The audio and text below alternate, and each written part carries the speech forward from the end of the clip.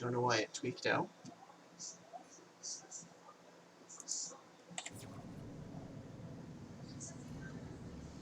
Okay.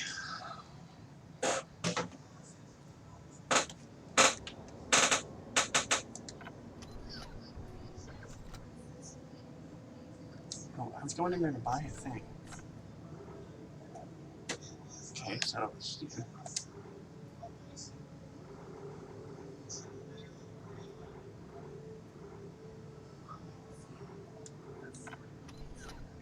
Wait, do I have any storage? Ah, storage. That's always good.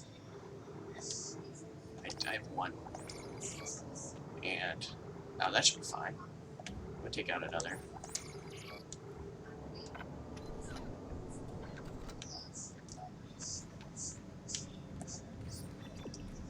Don't know why Streamlabs tweaked out, but it is what it is. Shh. I don't like this. I do not like. Oh, shh.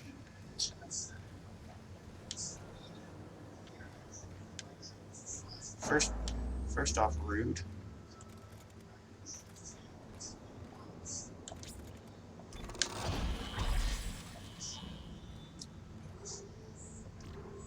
Okay.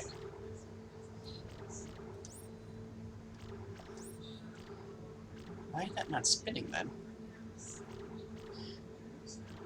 Do I actually care about that?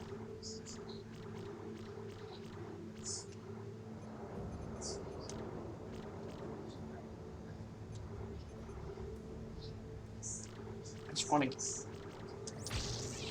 finish. Actually, I can go back in there and get a node. Probably spending my money very unintelligently.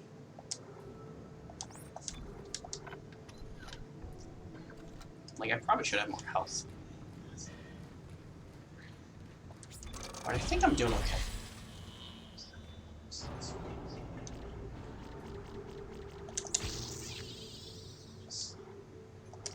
Thanks for now, rig.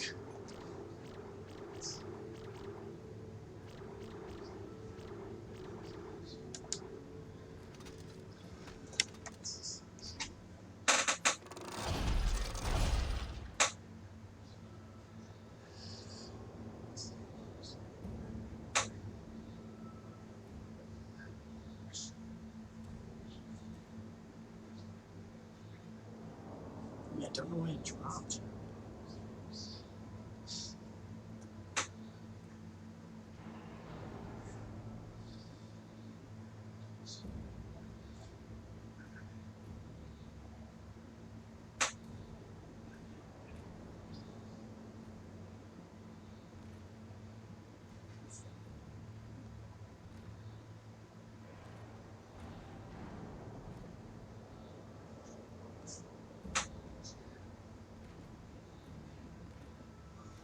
I'm gonna turn my phone down.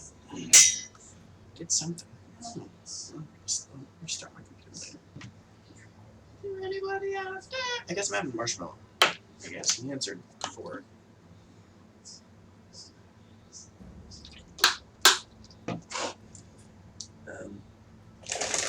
Just do marshmallow with marshmallow. Or marshmallow with chocolate and chocolate with marshmallow. Well, this is most definitely not for you. That's 100% daddy's milk. Nothing for you. You know, I like to give you my chicken on occasion, but okay.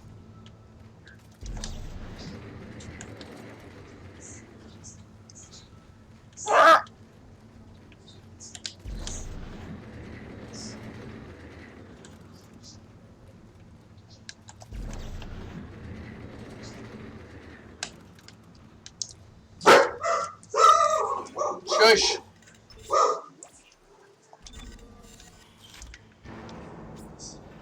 No, thank you.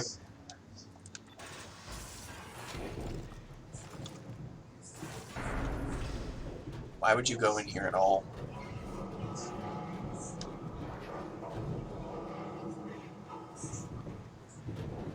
It's literally my reason for not wanting to be in here.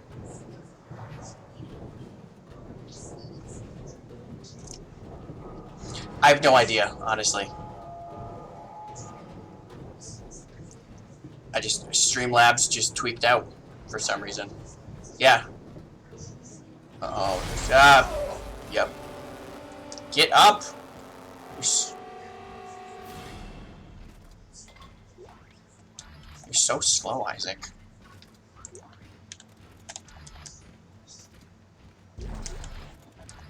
Oh.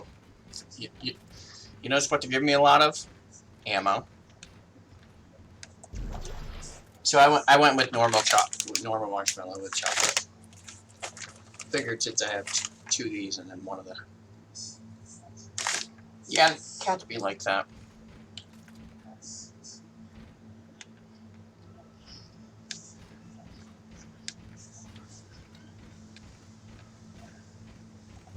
My dogs are also being idiots. That's their permanent state of being, though.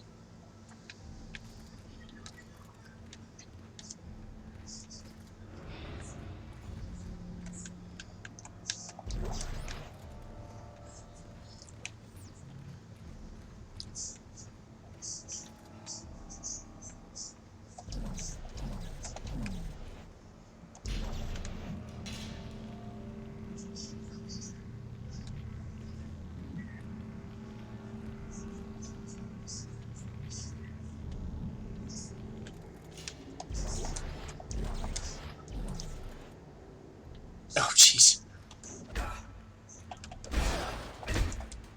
Hey, could you not? There?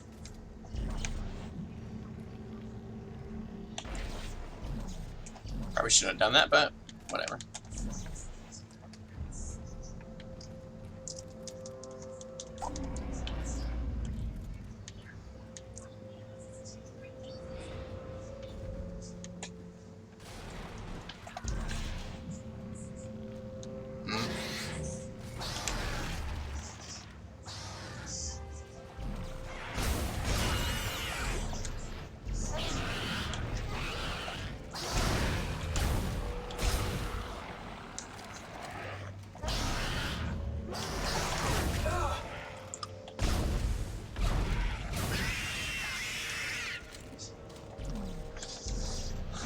Yeah. Oh.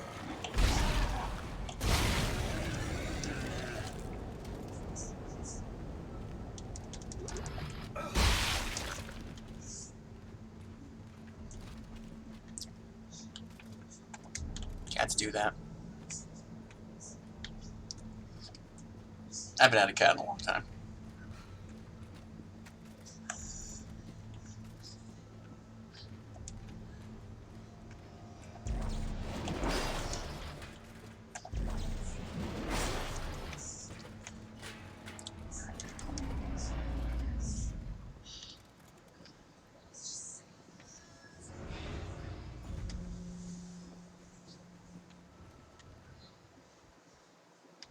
I know there's a boss fight coming, like I feel it in my bones. Jesus! Told you!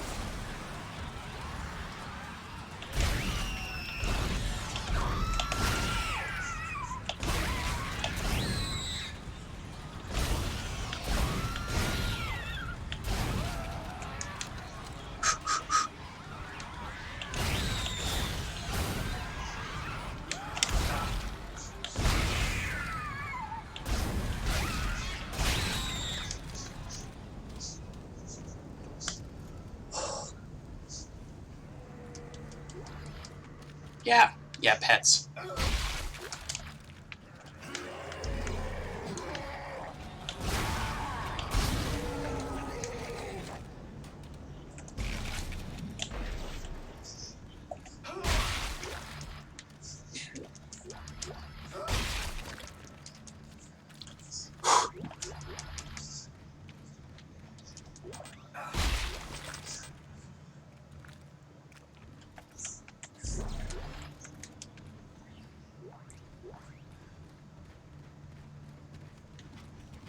So other than the headache, how are you doing? How's life?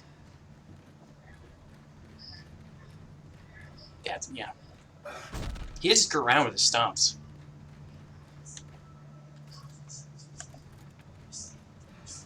Like, he stomps the yard. And apparently the pixels are winning, it seems. Round 1, fight!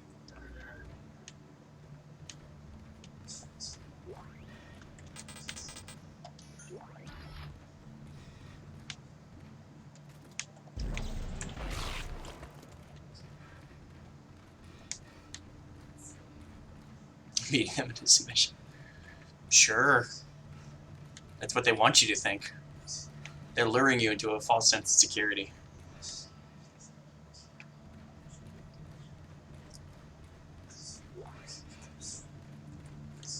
Right, okay. It's heavy losses. There's heavy losses on both sides, but you're coming out on top. I got you.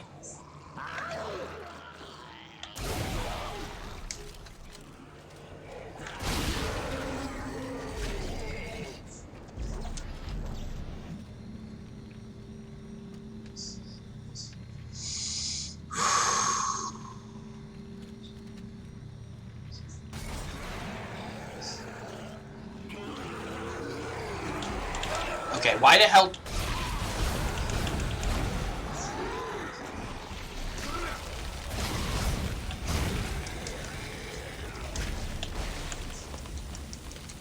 Oh, I can't run. I did not know that.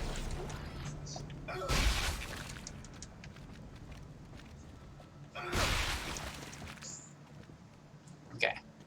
It would not let me turn around because I was trying to turn around. Oh, hey.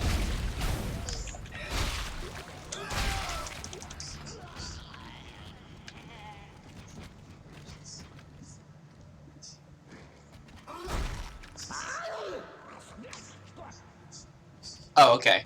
I was like, buddy, what are you doing?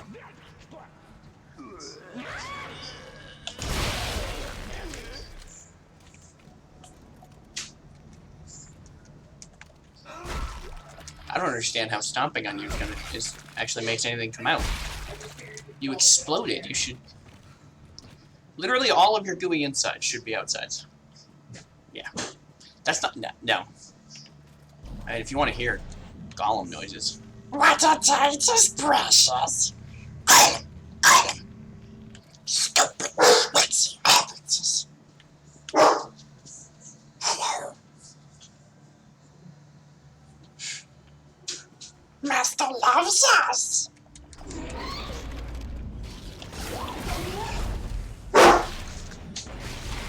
Could you not? I'm already, like, pooping my pants here. I'd appreciate it if you would stop barking.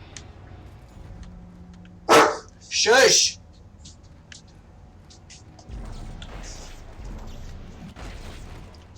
He does want it.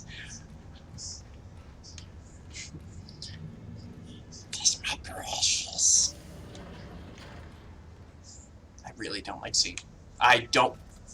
A principal. Wasn't that just... I do not like this, Sam I am. I do not like necromorphs and ham. What's happening to you, Isaac?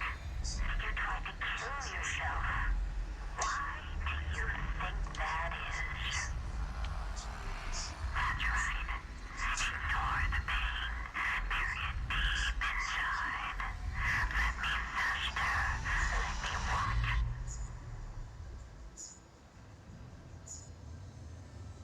Let me what? Whatever.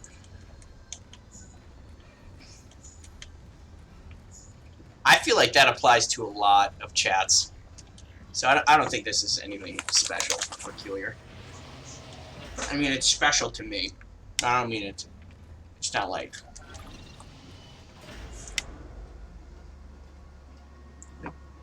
putting us on a chart.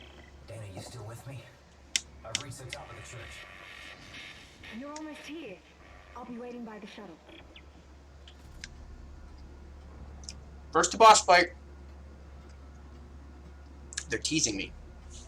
For necromorph teasing me.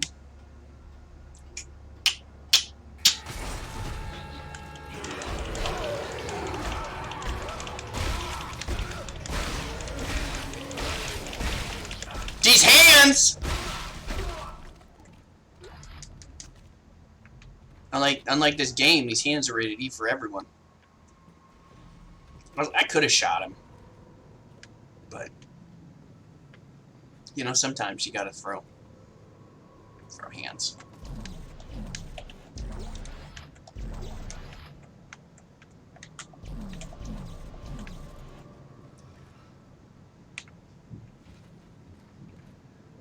I mean, that's really pretty. I mean, if I could take Isaac out of this and just, like, that would be a nice background picture. I mean, it's not like photorealistic nice, but it's still pretty. All right, let's get in here. Nope, we don't get nothing. Yeah, we get that detonator. Well, I don't even care about that, but whatever.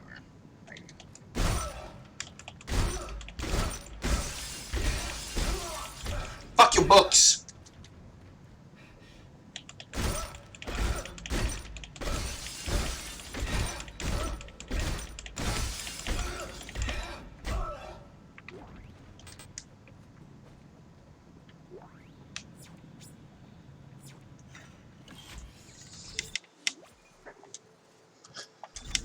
SG-1. Uh-oh.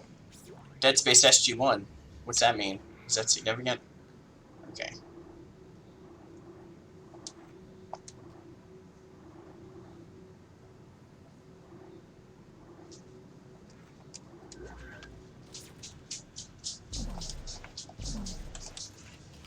No, that's not what I wanted.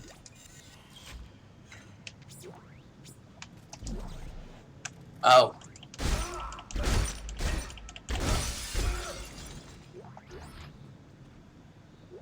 I was like, why can't I pick it up? Confirmed. Well, I mean, they probably have Stargates.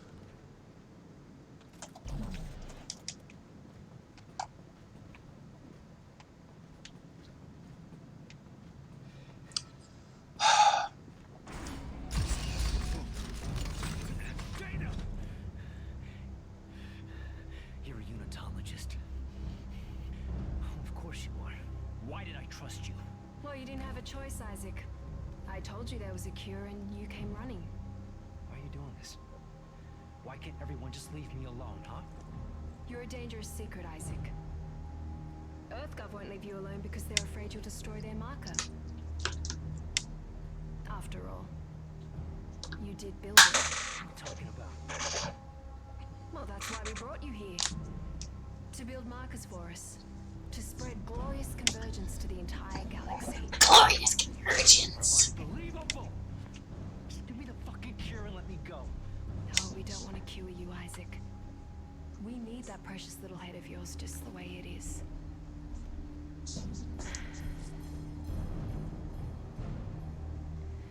Now would you escort Isaac to the shuttle and put him in stasis?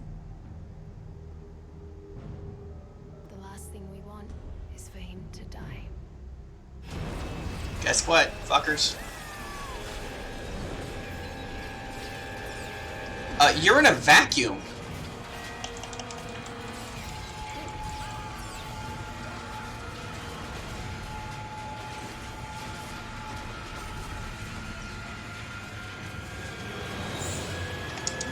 I don't know if you know this, but vacuums are not happy fun times.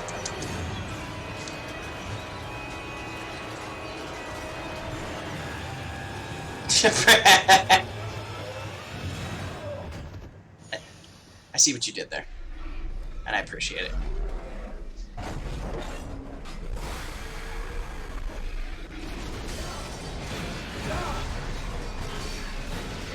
Could you not?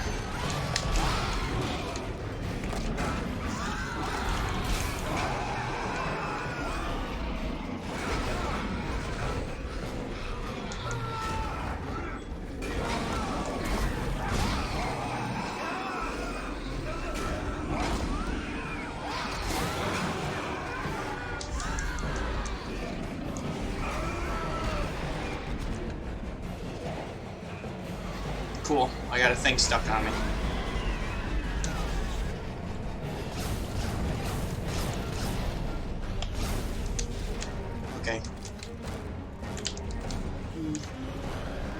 Running against the wind.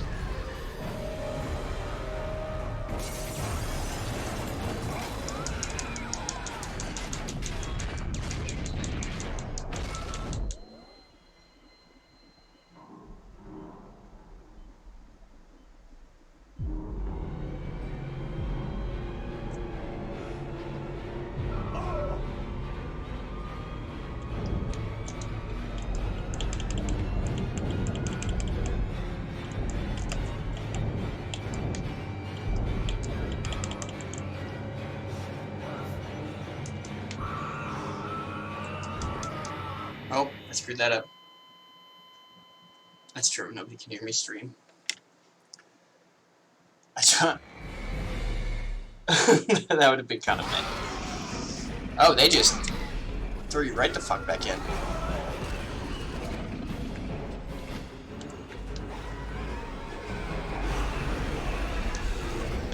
Alright.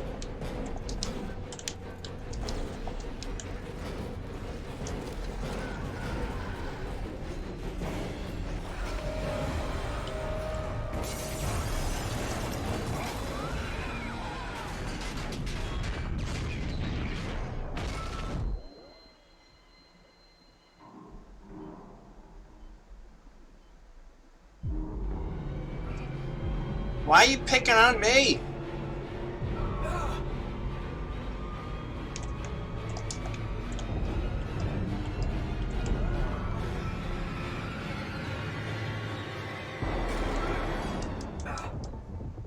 Cool.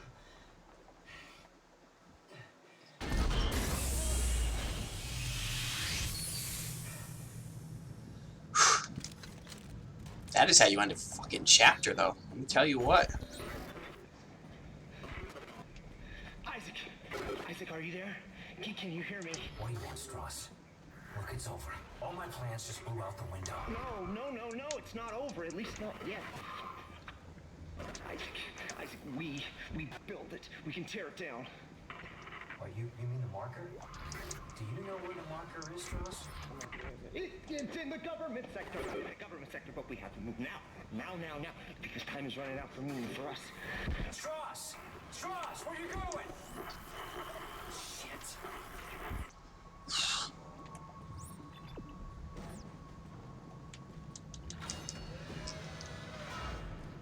I think I blew that thing up. I'm not really quite sure what actually happened. Oh no, not again.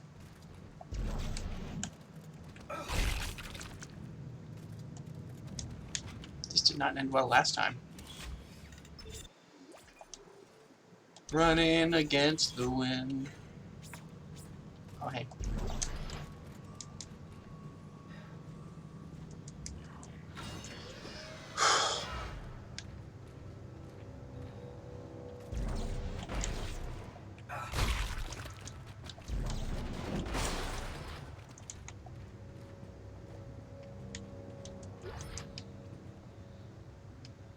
Is this a place I've been before? Is it? I'm confused.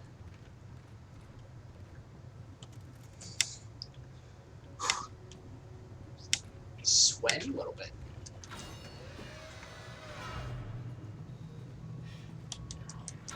What do you get for wearing a long sleeve shirt?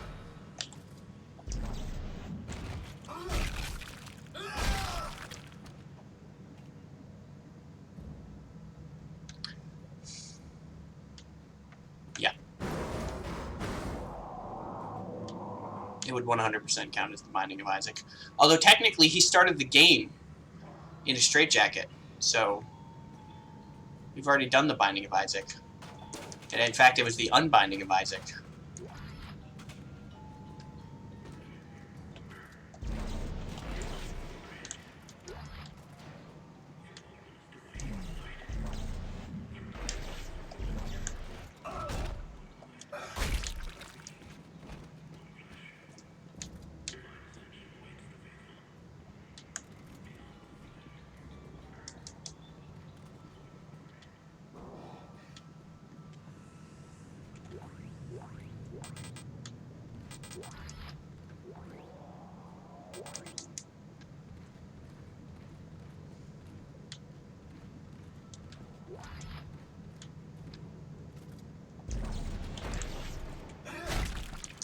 So I didn't even know that the Binding of Isaac was like. I mean, I've now played the game.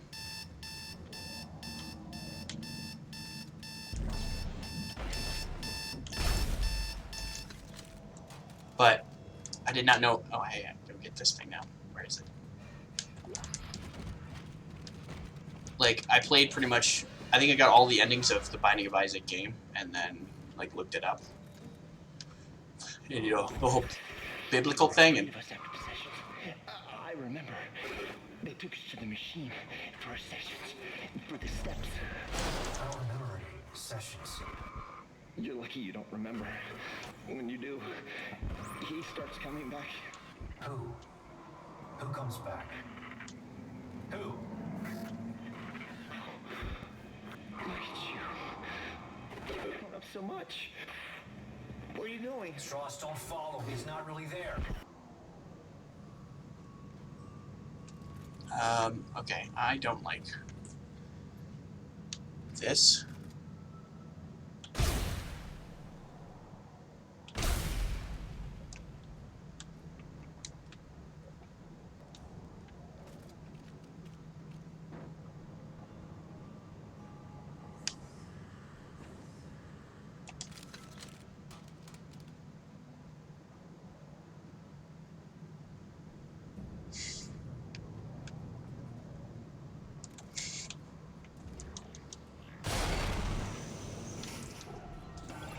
Are you jelly of me?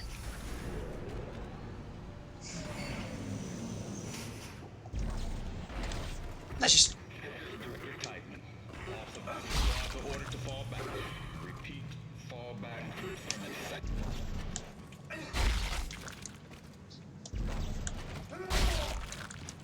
That's just how my brain functions, so...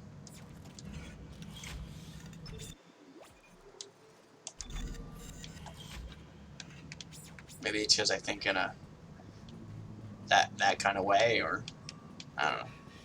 Okay, so there's one more of these creepy crawlies. I know you're out there.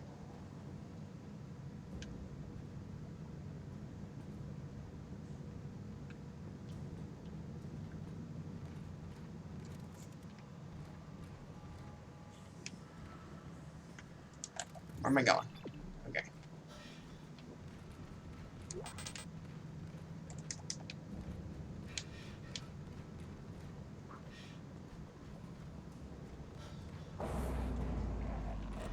No, thank you. No, thank you.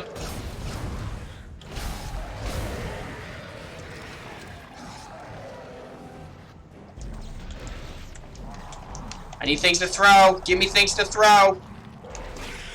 Thank you. Can I throw?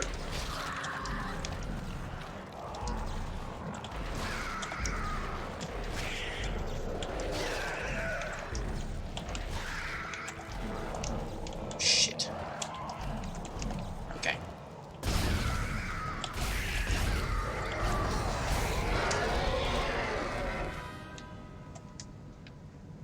So you're like a gangrel ghost? I might be. Ah, shit. Nope. Nope, fuck this noise. Come on. Nope, get off me. See? These hands. Kindred spirit. Get the fuck out of here. Okay, so apparently I have to kill them.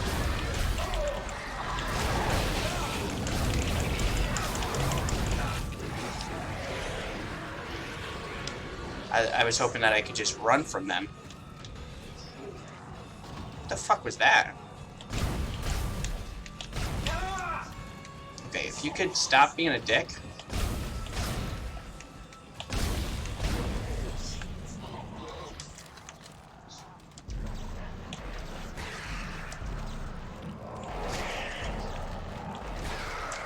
It's funnier because I know. Because I play Vampire the Masquerade.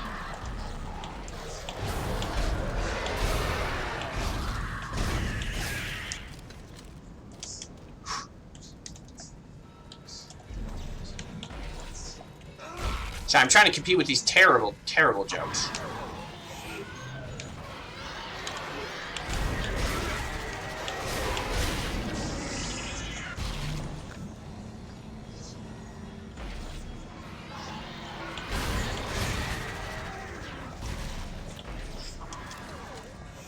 Seriously. Don't you guys have, like, something else you could be doing?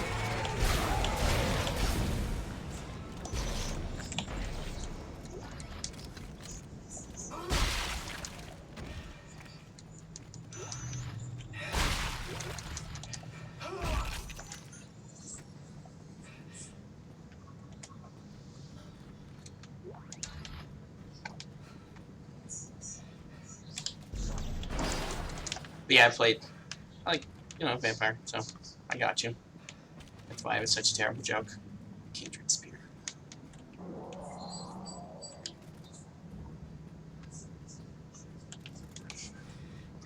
Also, you know, try not to die. While some jackass is throwing jokes at me.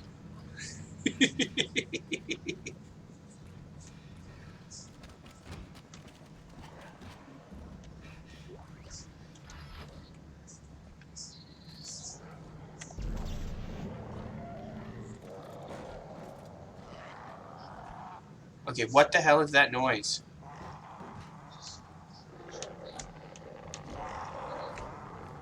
Oh.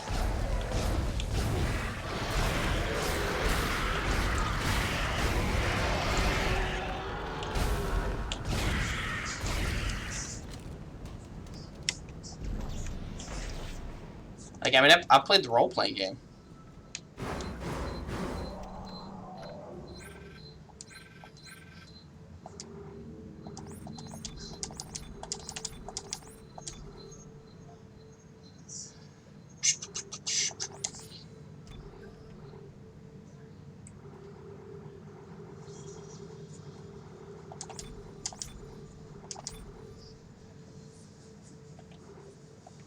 Okay, now we gotta buy.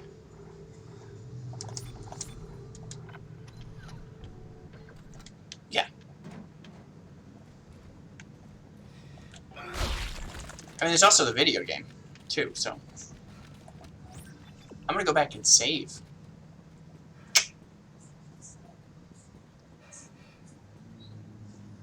Oh, that's pretty cool. I don't think I read any of the Clan novels. My favorite, probably still, I mean, this is older, not the newer stuff. I think it's technically 4th edition now.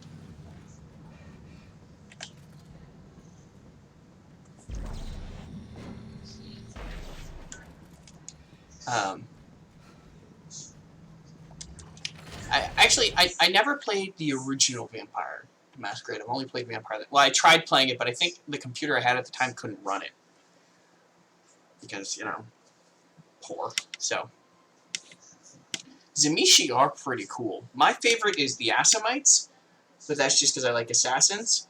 But I did play. So badass. I love this character. I'm sad that I want to play a vampire game again. I played a Nosferatu. Like I said, this was, you know, 2nd or 3rd or whatever edition. I played a Nosferatu who took the short flaw, which I thought was like, you're a little short. I knew what you meant. But apparently it's like you're a little person. So, which I didn't realize. And then I took the nightclub merit.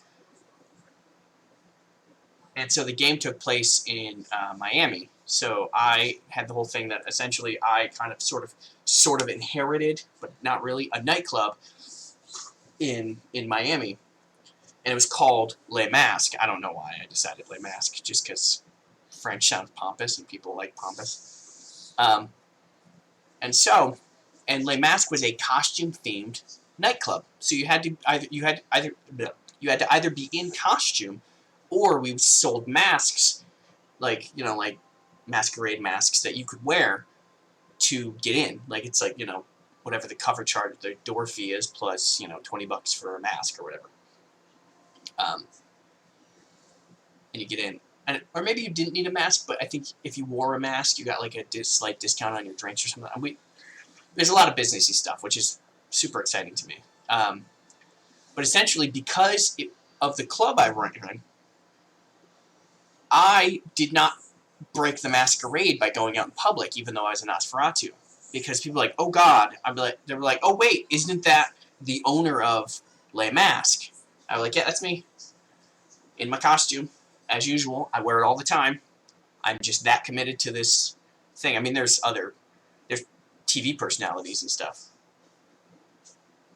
So, I got to walk around Miami at night as a Nosferatu because of well played and thought out merit.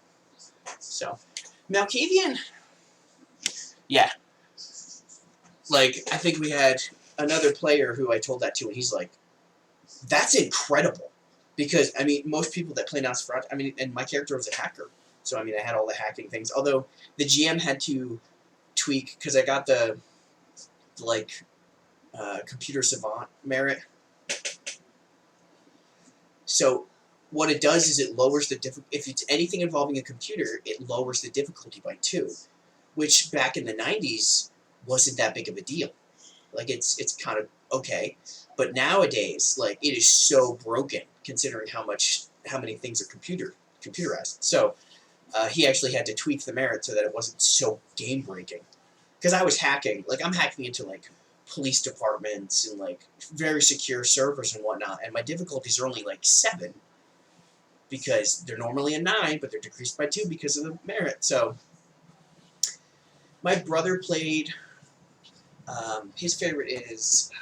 what are they called? The Romani.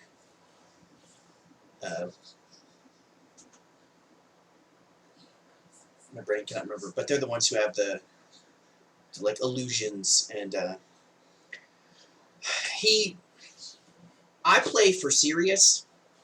Like, I mean, I can have fun. I mean, it depends on the character as well, but, I mean, I can have fun and, you know, do fun things, but usually I play, like, I take the role-playing seriously, and, I mean, being kind of a stupid, I'm crazy, blah, running around doing, you know, you're like, dude, you're breaking the masquerade, like, the prince is gonna have you killed.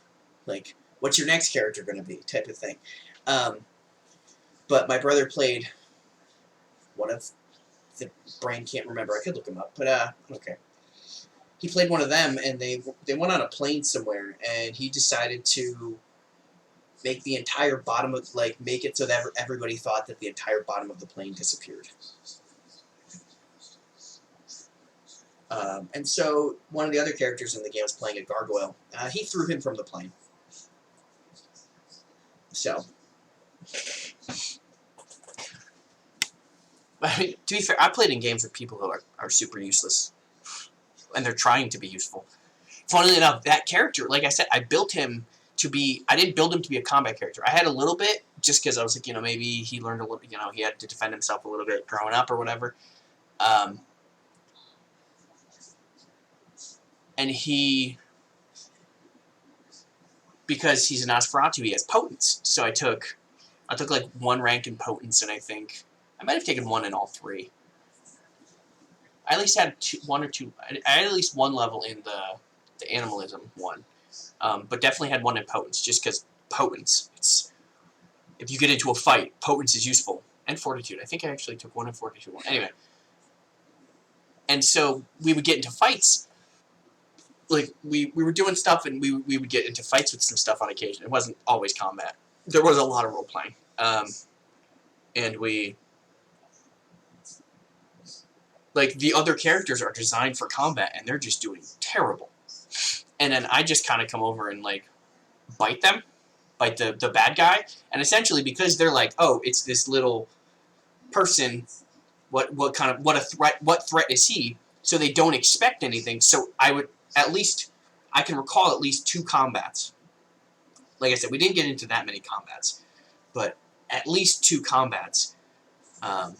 I essentially, like, ran over and bit them, because I know that, like, claws are lethal, but biting is aggravated damage. So I was like, I know how important aggravated damage is. So I would go over and bite them. And they would take at least 1 point of damage, because that's how potence works. And it's aggravated, so, like, unless you have fortitude, you can't soak the potence, or you can't soak aggravated damage. So I would do like three checks of damage, and essentially that makes the combat go from, you know, they're doing fine to now they have a -1 or -2 to all of their rolls, and that shifts the combat very drastically. So I would just go over and bite somebody, and then suddenly combat has turned in our favor. And twice people were like, whatever, and I'm like, ah! And they're like, God damn it! And I'm like, that's what you get for underestimating me. And like, I didn't build him to fight, but I actually started having to put points into combat skills just because we kept getting into fights. Actually, one of the things I also did was I rescued a greyhound.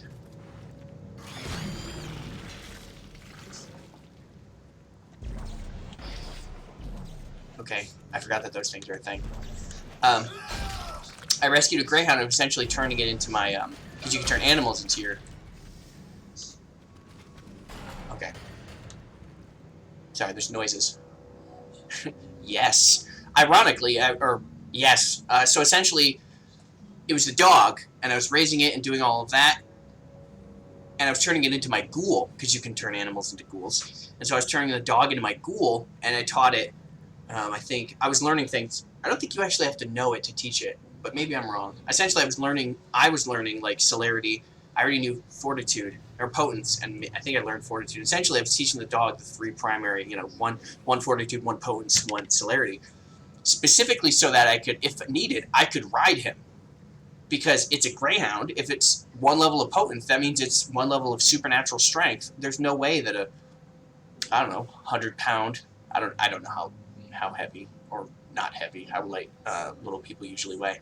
But essentially, the idea was I would ride him, like if ever at some point in the future. But then I went to basic training, and then moved out to Bangor, Maine. So I didn't get to play the character again. But that was the concept. I was effectively like gonna just. Can you just imagine it? Like somebody's running away from. They're like, oh, let's go, and they jump in their car and they're just flying down the street, and I'm like, let's go, buddy, and I just jump on my dog, and it's like, because I mean, they already go 45 miles an hour, 40, 45 miles an hour. Yeah, I was in the military. And so, like, can you imagine, like, I mean, like I said, they already go 40 miles an hour, and then with celerity, it's the superhuman speed, supernatural speed. So I just thought it was like just flying by cars chasing after somebody. They're like, what the hell? So that's why it's kind of both. It's a dog and a bus because I can ride it essentially. For what branch? I assume that's what the same here is. Because I assume you did. Oh, right, that's what these are for. Okay.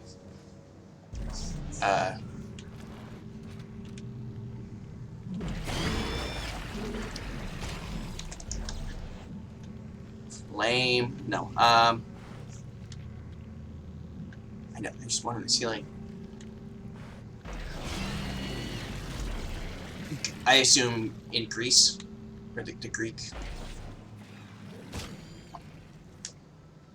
Oh, so officer, right? Or I don't know how the Greek military structure works. Oh, okay. I did not know that. I know that. I mean, reserve officer. Oh, yeah. I was in the National Guard. I mean, I was enlisted, but I was human resources specialist for 6 years. I actually just got out in June. I served my 6 years, and yeah, I was Army. Okay, where is that noise coming from?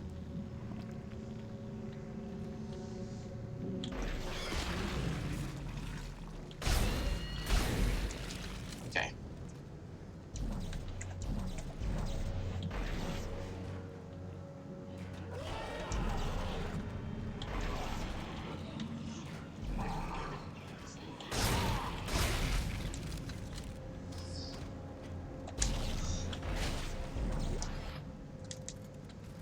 cool. I didn't know that Greece had a mandatory conscription. I know that what Sweden has one and South Korea has one.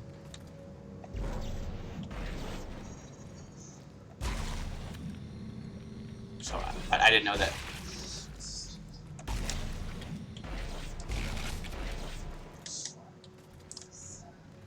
So, okay, so you've played Vampire, so you know, you're familiar with...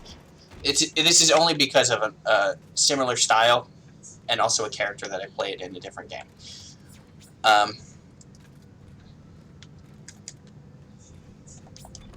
Have you ever heard of Scion? As in the role-playing game? I figure I should specify.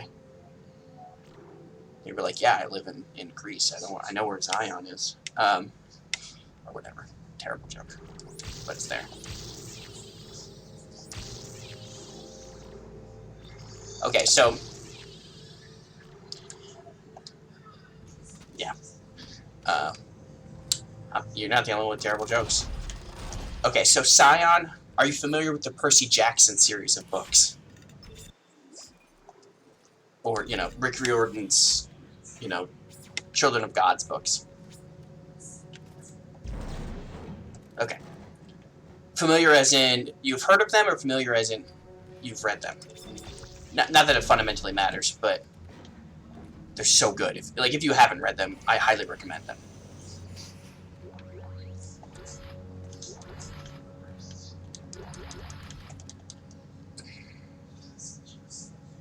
Read the books. Like, I rarely... Some series, like the Harry Potter series, they did the books justice. So I'm not going to bag on somebody only watching the movies. That's the movies. Like, the books... Read at least the first book. That is my only... Like, if you read the first book, I mean, it's only like 200-300 pages. So, you read the first book, you don't like it, at least you tried. I will drop it and never... Because, you know, at least you tried. I cannot complain that you at least tried the series. Anyway, the whole concept... I mean, you've seen the movies, so you understand the concept that they're the children of gods. So... Oh, I don't have one because I just used it. I mean, they are a bit silly, but like in a fun way. Like the movies were more ridiculous and they're not good. Although I think they're getting a TV show, and Rick Riordan is actually like helming it. So they do it right. To Sea of Monsters was just garbage. Anyway, so that whole concept. I played Scion is a white wolf, so same system as Vampire the Masquerade or Werewolf the Reckoning, or same system, but I'm gonna say it again just in case.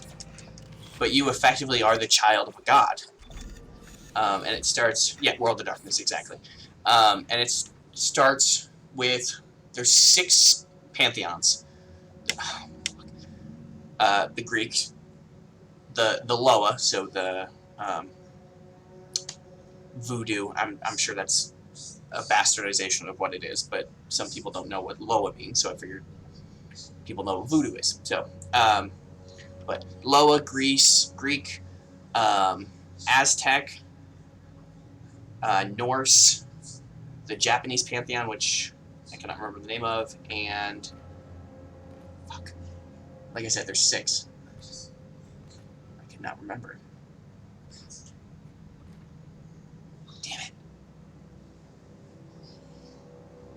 But then they added some other ones later on, like another book that came out was they added the Tuatha De Danann, which was actually pretty cool. The Chinese Egyptian, yes, thank you. They added the Tuatha De Danann, so the Celtic gods. They added the Chinese democracy, it's celestial democracy. I think is what the Chinese, and then Hinduism, or the Indian. I cannot remember what that. They have a lot of gods too, so that's kind of a big deal too. I originally played a character who was the son of. Damn it! Somebody told me how to say it, pronounce it correctly, but not cool. game, I was the child of Baron Samedi, or the Loa God of Death. And then, long story short, essentially where the game was going, if the game left New Orleans for plot reasons, for campaign reasons, my character who I built, I built him and his whole back. Okay, I was like, why is that not moving? Essentially, I built him to exist. He had a reason to be in New Orleans. So, if we left New Orleans, I didn't have, I had a reason for him to stay. So I essentially built a second character. Yeah, bureaucracy. See, I thought it was bureaucracy, but knowing what bureaucracy is. So I built a second character in case the game left. And I don't know if you've ever seen the movie. Yeah, the Warrior. Samedi.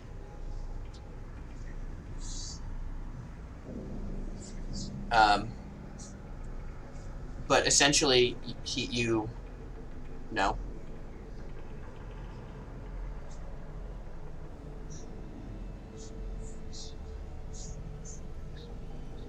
Oh, Sam D. Oh.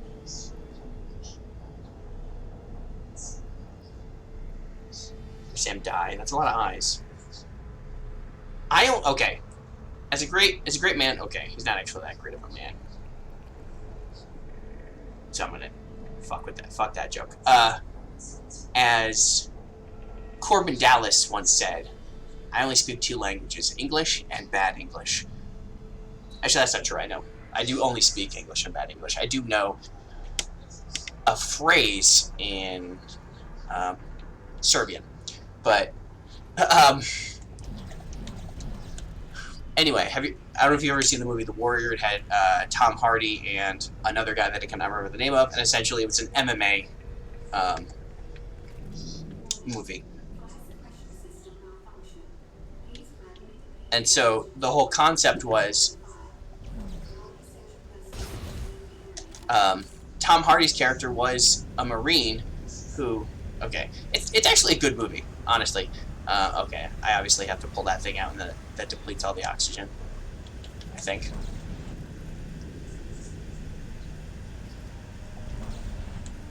Okay, I need you to fuck off. Okay, so essentially one of the...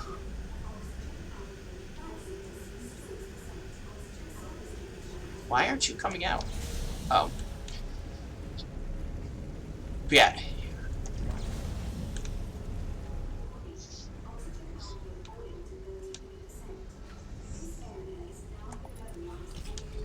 Ah, there it is. It's hard to have a conversation and also not die.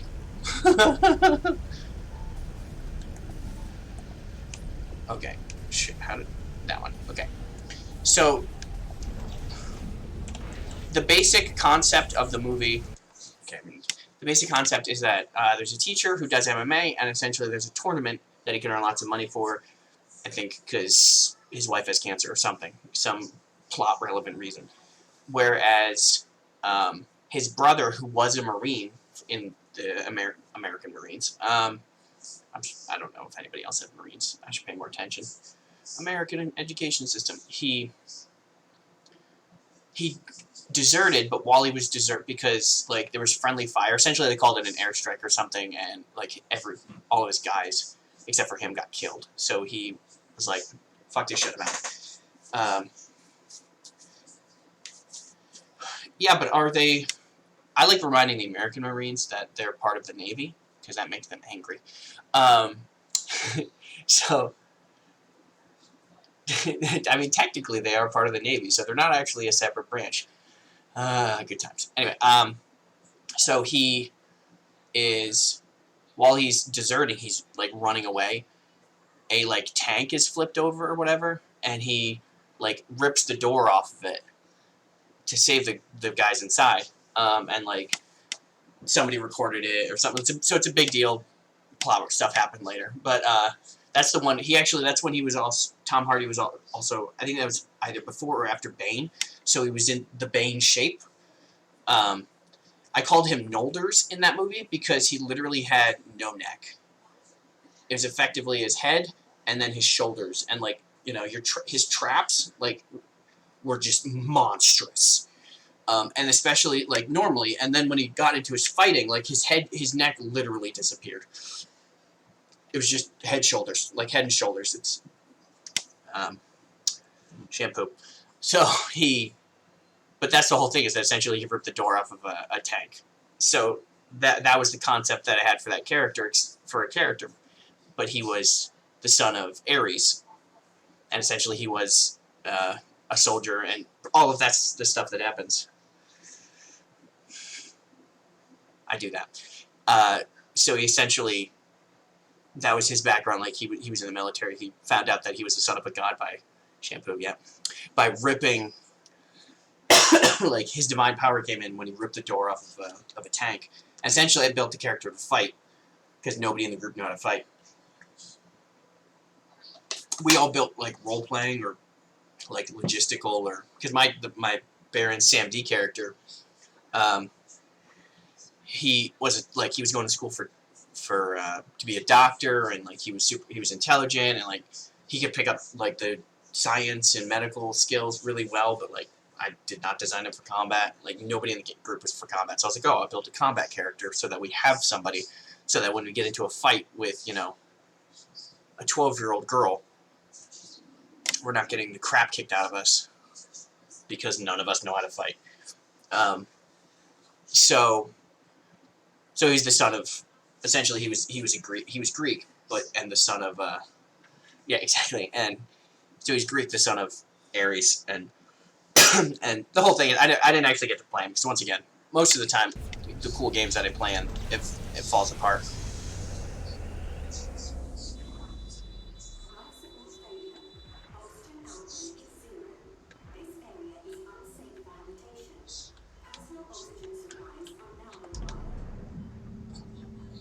Can I do it again? Can I put it back?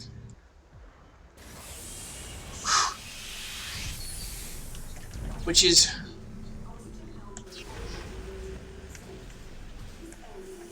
frustrating for me, because it's one of those things that it's like, it's never because of me, because I'm one of those players, like, I am hardcore.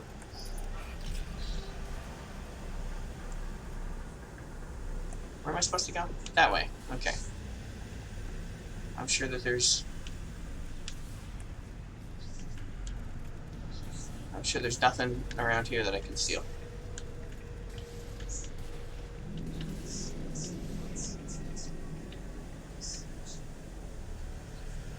Like, you mean, I'm the kind of person who writes, like, you know, like 20-page backstories, not because I want to. Oh yeah. All right. So what this is telling me is that we need to get into a game together. I made the joke. I wish my brother was watching so he could get pissy about this, because he runs games. I ran our Sunday game for like a year, but I really hate. I got so mad running that fucking game. But essentially, I made the joke that I showed up to more games than he was the one running the game, but I showed up to more games than he did. Because he actually canceled the game once, or a couple times he had to cancel the game for whatever reason, which I don't actually care about. Like, if you just give me a warning so I can plan to do something else. But yeah, he's like, no, because if I'm not there, then there's no game. I was like, yeah, I know, but I was ready to game, so I have showed up to more games than you have. He didn't agree with me. I don't know why. Yeah, like, when I started playing, oh yeah, I probably have to get closer to the ground. When I started playing, I mean, I'm 32. I've been playing for 20 years. Actually, it'll be 21 years on Christmas. Some shit gonna go down. Yep. I knew it. I knew some shit was gonna go down. It was yelling timber. Don't. Nope.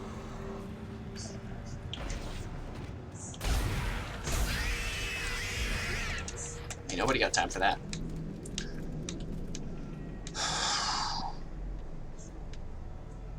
You know, there's some games that I don't have to pay that much attention to. It's frustrating that this is the, you know, normally nobody comes to hang out. So I just play through the game. I'm not mad that you're here. I want to make sure I state that. It's just, I'm not used to people being here, so I'm not used to having to pay attention to conversations and also play. Especially a game that requires my actual attention. Like this one.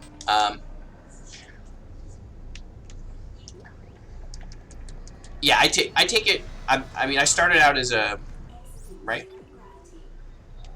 I started out as a, because of the people that I played with, they were a lot of, you know, first edition, second edition players, and so because of that. Okay.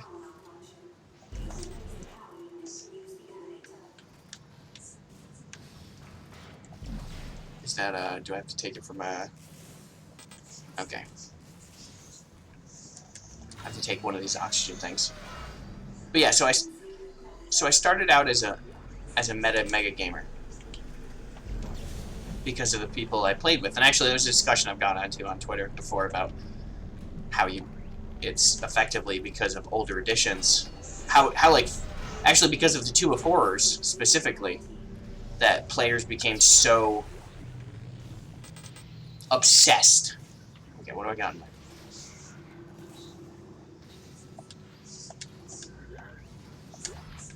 With, you know, oh, I'm going to check everything and this and that and like mega gaming and metagaming. So that's how I learned how to play. So I became to survive.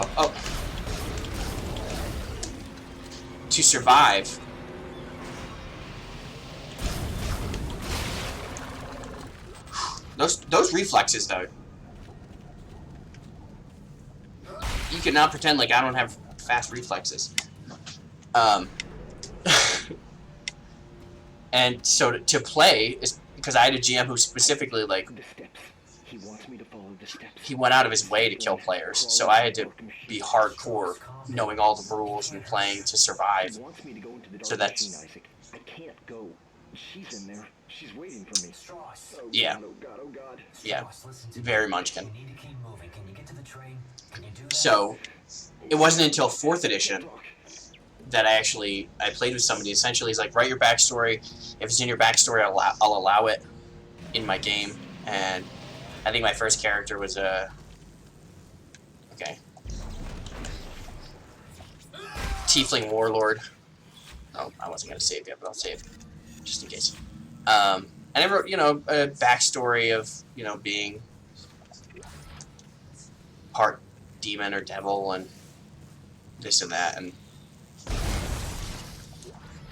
essentially, it gets kind of, because of 4th edition, I actually started role-playing. And so, now I like role-playing a lot more than I did. Okay, I'm going to save again. So, I write backstories, you know, like 3-4 page backstories. And I get into it. And, you know, I can play the character. It's just... But I see it as I've discussed with, I think, it might have been Cinziak.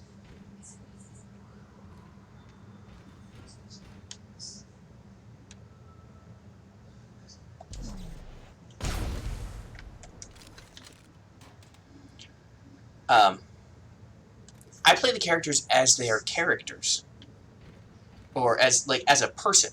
So if I am playing, I mean, I a humanoid wizard of Fae, I am playing Thazar. I'm not Calvin playing Thazar. I am Thazar. So I'm doing things as Thazar. So like at one point we fought something that out of game I knew is immune to magic missile and immune to necrotic damage, but in game did not know that because the character didn't roll high enough on his roll. So I feel like there's a reason. I feel like I should have. Oh, there's explosives. But I tried Magic Missile, and I tried...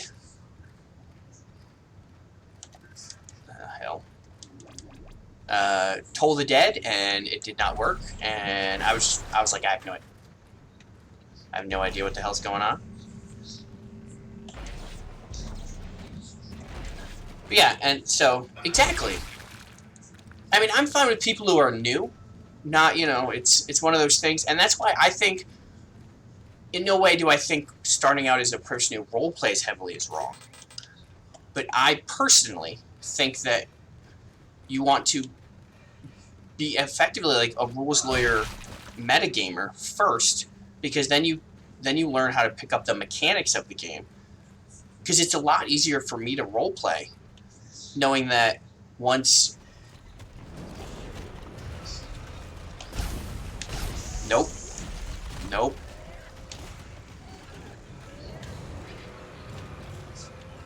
Once combat starts, I don't think they're going to come down the stairs. But once combat starts, I know I'm good. I have no fear that I'm going to be useless in combat. At least mechanically. I mean, the dice are the dice.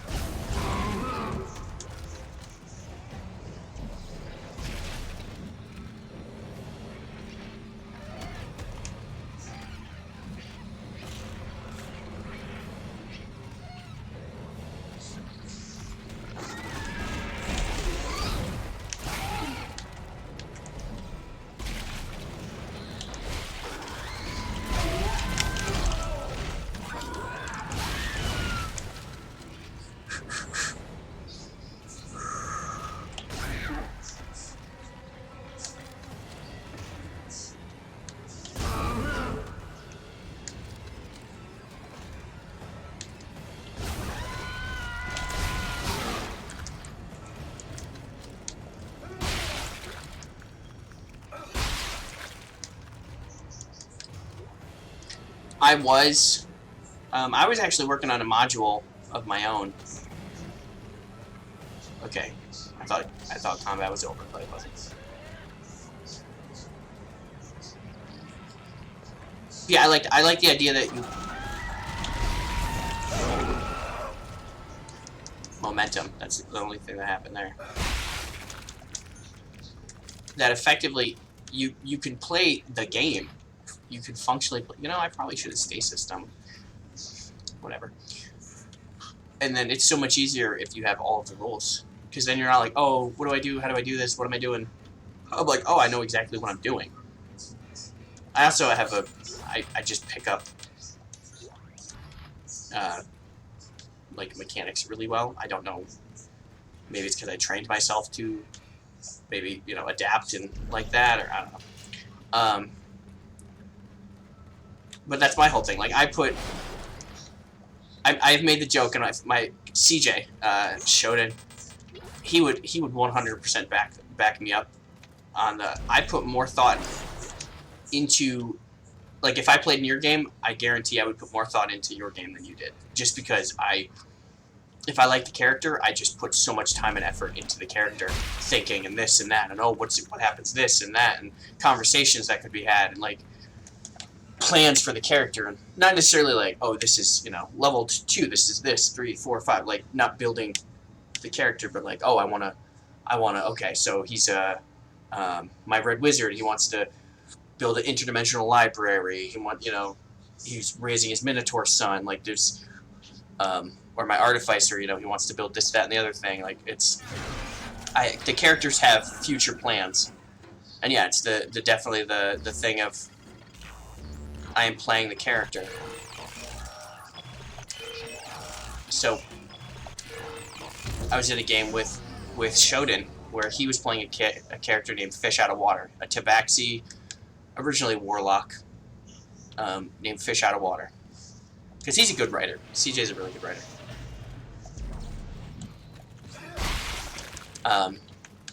Like, he doesn't write like books or anything, but he's very creative. His creative writing is top notch, in my opinion. He's going, listen, the steps can destroy the marker. Step 1, crawl into the dark machine. Step 2, the screws go tight all around. I don't understand. Oh, God, he's back. No.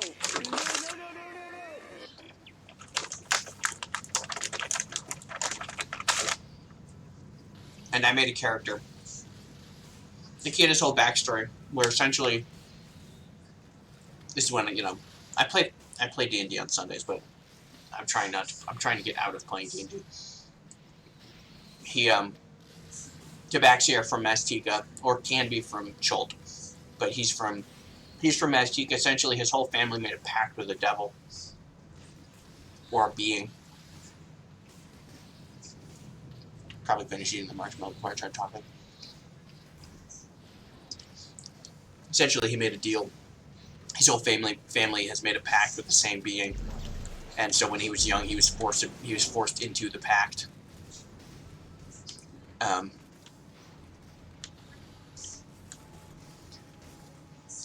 And then, you know, his family's just garbage. Eventually, he met this lovely male tabaxi who was wandering around the woods with a group of elk named Chip's Tooth on Chainmail. And, like, they fell in love, and eventually Chips helped Fish escape. His family, and they don't look a lot alike, but they're, you know, relatively similar height, and they're both, like, panthers.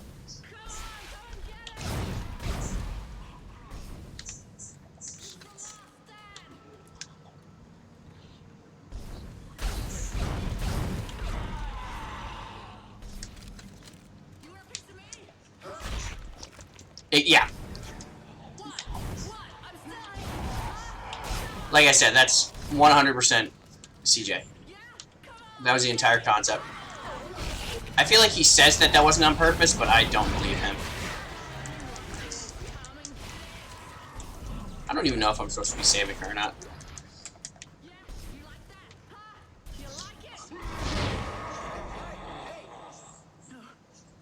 You stay back. You want to talk? You talk from there.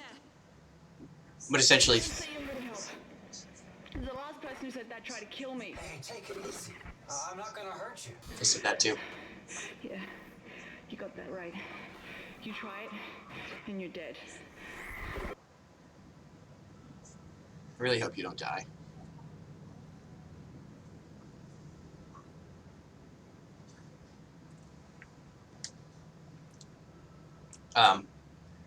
But essentially, Chips got Fish on a boat, and then lured his family away, and he almost got killed. Was rescued by halflings. Took levels of druid that became irrelevant once the game started, and essentially made his way to Faerun to find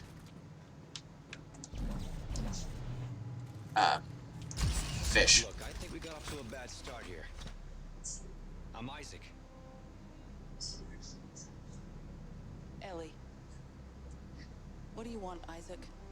I'm trying to get to the transport hub. I need to get to the government sector. What do you think we were trying to do? I can help you. Besides, we got a better chance if we stick together. Don't you agree? It's not a chance, Isaac. Other people are just a liability. I'll release the door lock. But after that, you're on your own. If only she knew who I was. And please, don't follow me, okay? I respect your chosen weapon, though. Wait.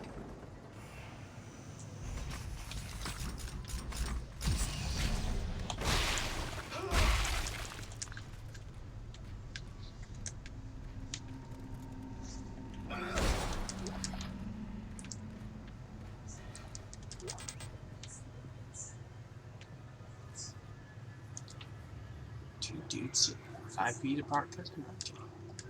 But yeah, we played two male tabaxi who were in a loving, committed relationship. It was great. It was a lot of fun, but we played the characters and it was Fish was annoying as hell. Chips was confused as to why he loved him. But eventually Chips made a deal with an angel who was in a sword. They found a great sword who had the spirit of, or the soul of an angel inside of it. And he essentially made a pact that he has to kill lots of... He essentially has to get... The deal is, you know, the angel will give me power to get stronger so that I could free Fish's soul. But, you know, how pacts work. So, yeah, I love role-playing the characters. It's just some people. It's when people play themselves as characters that just frustrates me. It's not. I see you. I see you over there.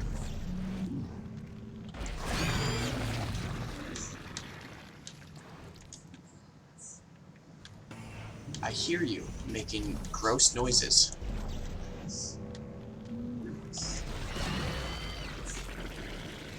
So gross, these noises you make. I had a friend, Jeremy, who would play Jeremy as a wizard, Jeremy as a fighter, Jeremy. I have actually, I've done that before, actually. But it was a Marvel superhero game. Oh, not that. I'm gonna put 2 in there, yep.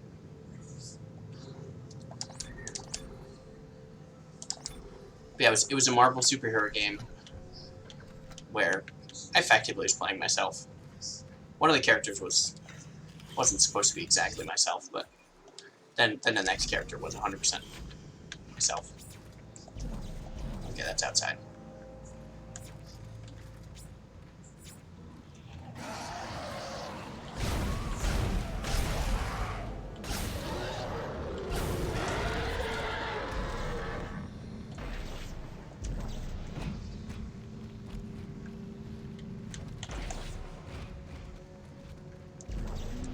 I like that idea, though. I'm not. No, like, that's stupid. Don't do that. It's a cool concept. I mean, it also depends on the game. Don't like those noises.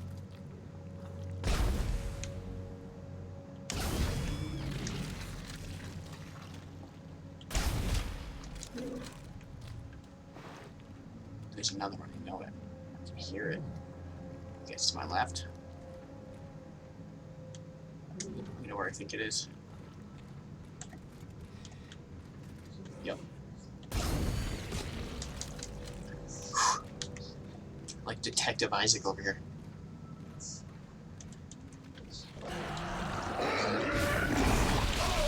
Okay, I am not a fan.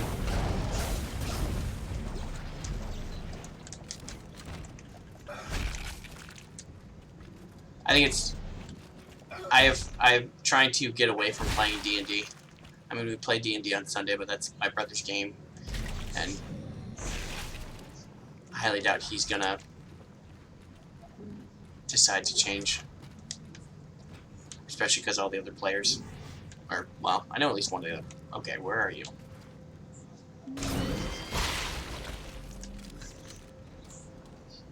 I know CJ would be down to change because he's in my.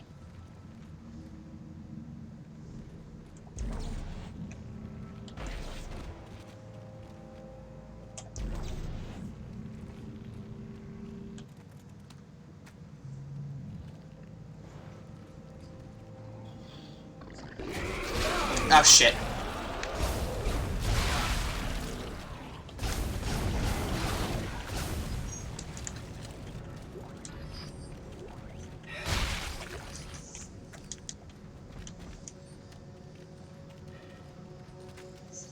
I'm trying to listen to the gloopy gloppy noises. Nope. Where you at? Is that you? Nope.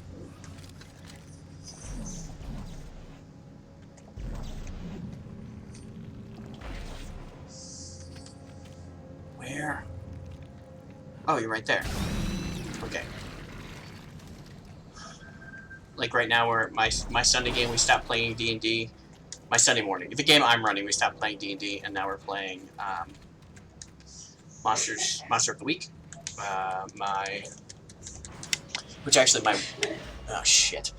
My wife is watching her way through Warehouse 13 again, and I was like, Warehouse 13 is a perfect concept for a Powered by the Apocalypse game.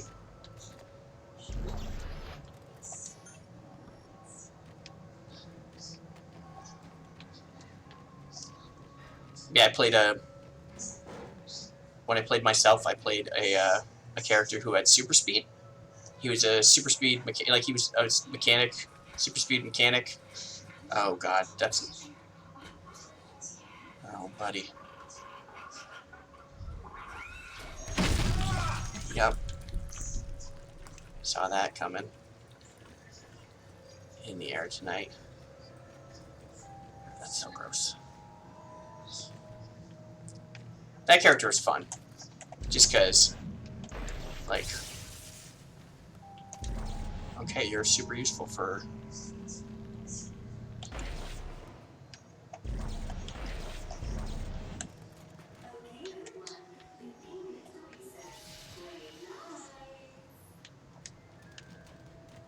But eventually he got his own biomechanical ship. It was fun, but it was, and because it's a Marvel universe, I played super speed as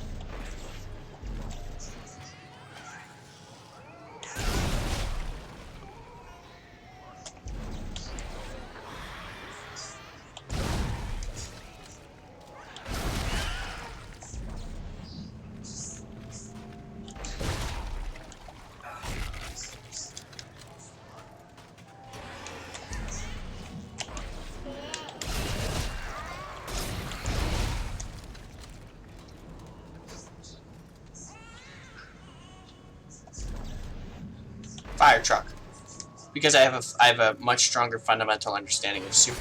Oh shit! Nope, no, thank you.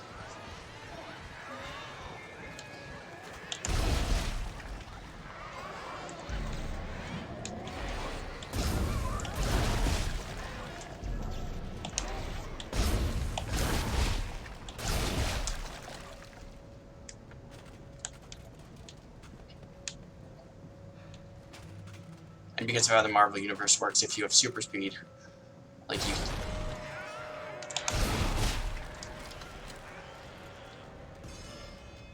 you think at super speed all the time. So I played the character as essentially, it was kind of like Deadpool, which I'm not a fan of Deadpool in general. But he just got bored because effectively everybody else being so slow just drove him. It's so boring. It's like insane. He's kind of on the verge of insanity because he's so bored. So he had to keep himself busy. So the character, like I literally wrote this. This plays into the whole. I think more of the game than the GM, because I actually wrote an itinerary of what he does every day.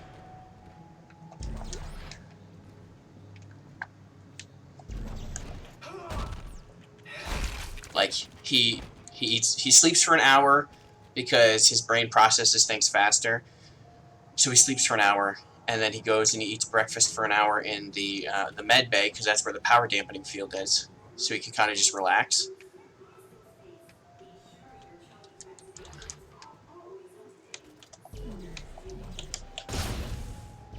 And like the game, one of the other characters had like a biomechanical dragon thing, and so he would battle the biomechanical dragon twice a day just for lulz. Like training the thing. He was building power armor. He built the Iron Throne. I'm sure I could find it. I just had a plan. And they would get into fights. He would run around and hit things. Oh, he also had an adamantine wrench, which the GM regretted giving me.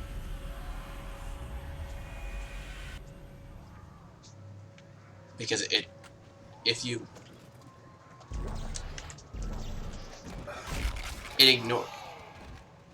ignores the toughness or the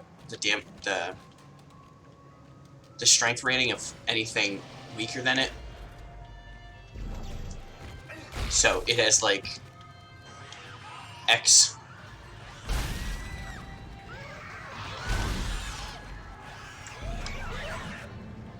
Catch! Trying to play catch with the kids. Rude.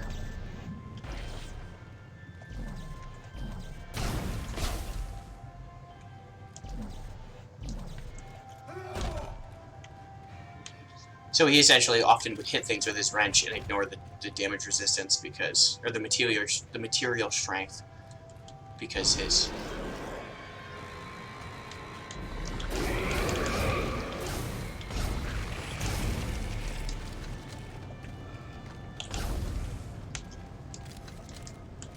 wrench was stronger. Which GM realized when he threw us at things, and I would go, take this much. He's like, and I was like, and adamantium, so it ignores whatever your body armor goes right through it, laughs at it. Your super powerful android thing that you threw out the group, cool. I smash it with my wrench. Lols. I do not like this area. I'm just realizing there's a lot of blind spots.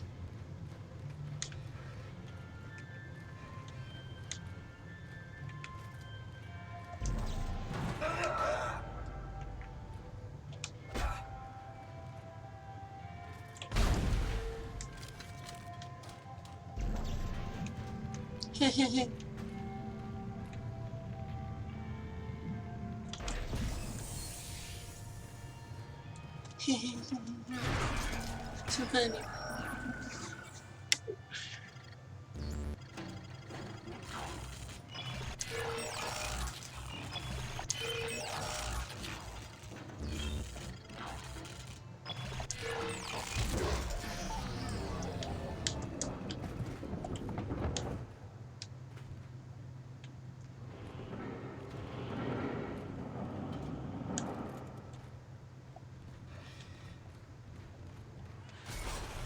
Ah, shit. Nope. Yeah, take the stairs, kids.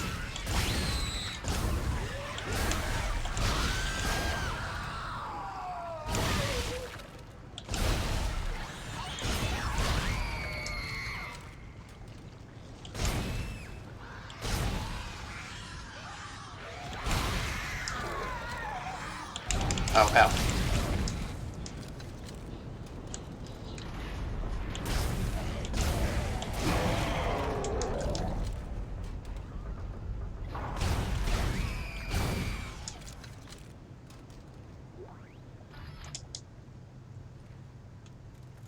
I should send a clip of this to my wife. Like, well, sure you don't want kids?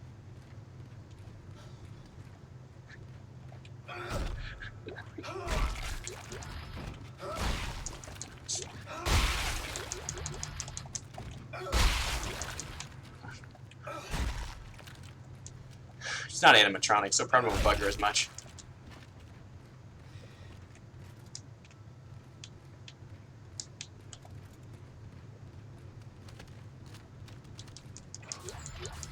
Yeah, we switched to Powered by the Clips for one game, and the Friday night game with Sin we're going to be playing every other Friday eventually when it gets started. It's going to be... I think we inadvertently are kind of the Straw Hat Pirates, but in space. And I'm playing Cobalt, mainly because I wanted to be a Cobalt in general. Oh, damn, did I put something else? I did. I need it. I need it! Let me in! I'm lazy, I don't want to find it.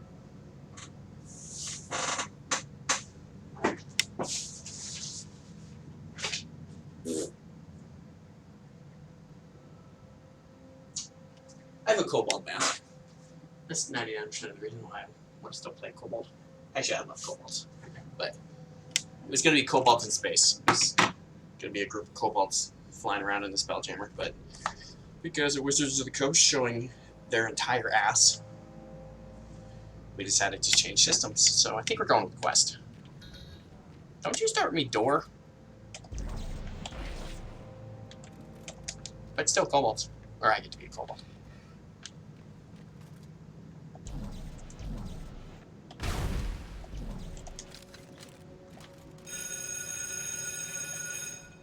This game is a bag of dicks.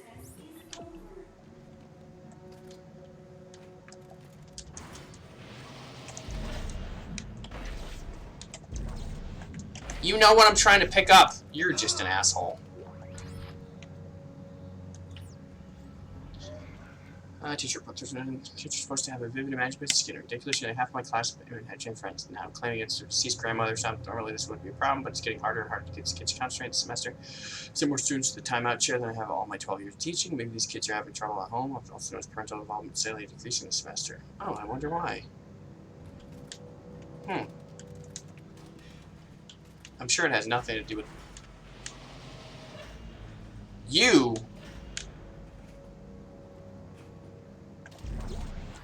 Oh, I don't actually care. I'm not going to use the flamethrower. I'm literally only using this one gun for the whole game. Okay. Yeah, I'm sure it is. I super appreciate you coming by. I was expecting nobody. Honestly, I'm used to nobody showing up to my streams. So, it's been really nice having somebody to talk with. Oh, shit. Oh, somebody's got to catch their plane.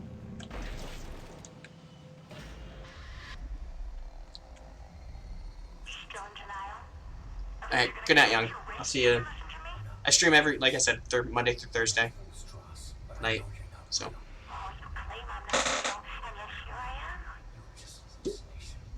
Strauss knows how to destroy.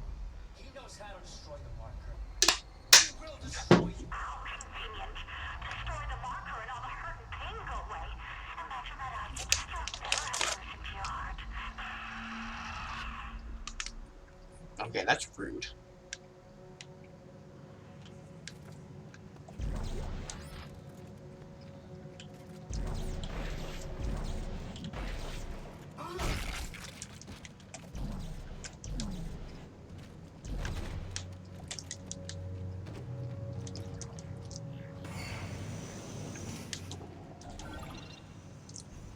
Why you do me like that? Why you do me like that?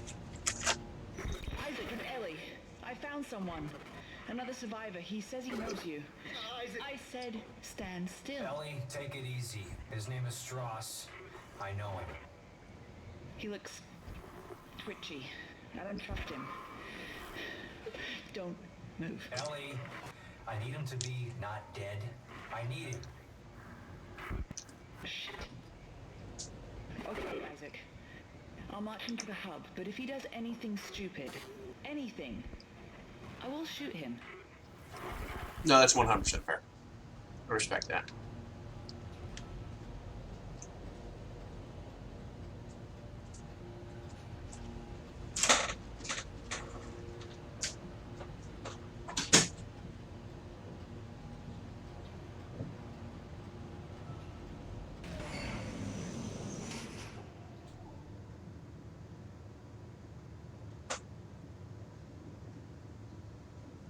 Why you do me like that?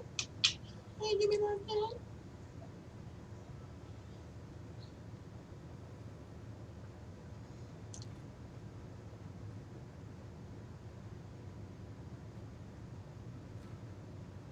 Why you do me like that?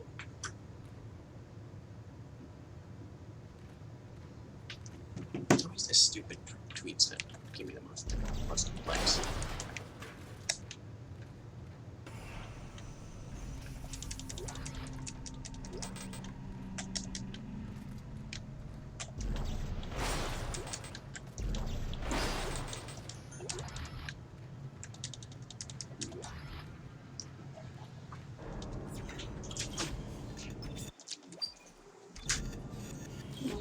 Good night.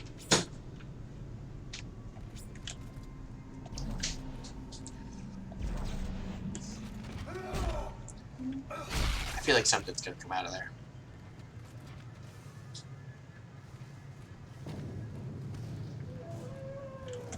No, thank you.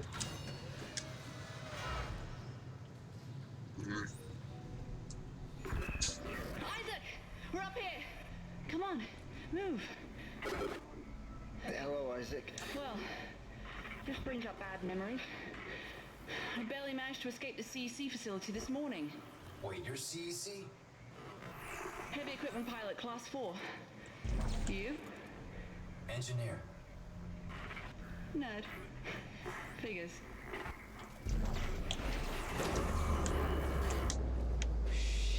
It's dark. You'll find me in the dark. Shut up. It's okay, it's just a power too. That's not good. Our two remaining runners, Clarke and Strauss. I knew it was only a matter of time before you reached the transit hub. You will find a train and operatives. Are you insane? You cut off power to life support. There may be other survivors over here. Public sector is already beyond acceptable recovery conditions. I'll allow you to escape. Goodbye, Clarke.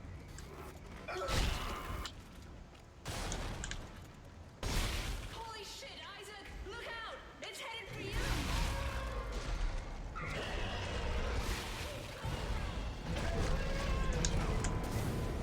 Whatever.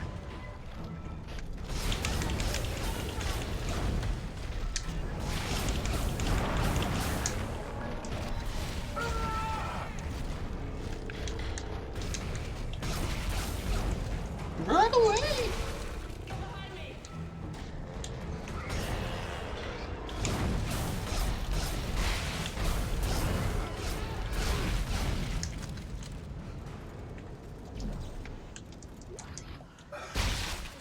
Are you alright?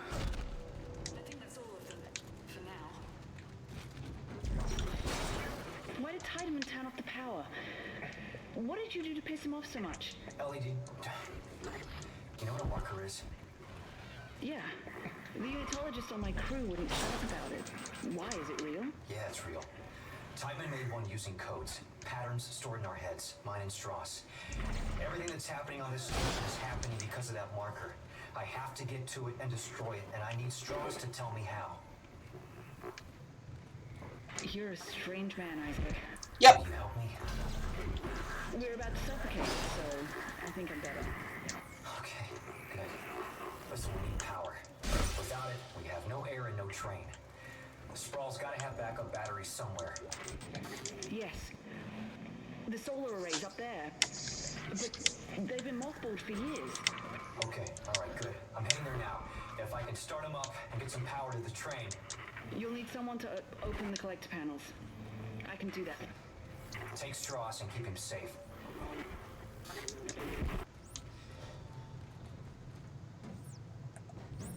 As safe as you can.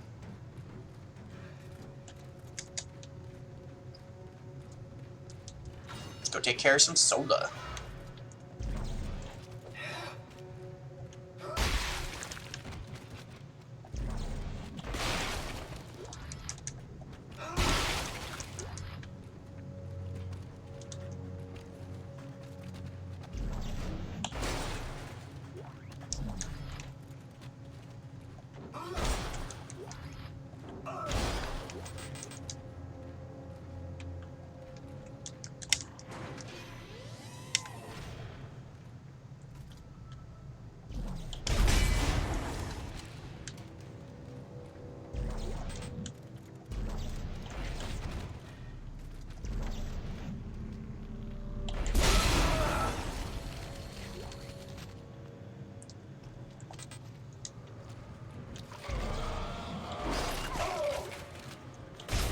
Oh, hell.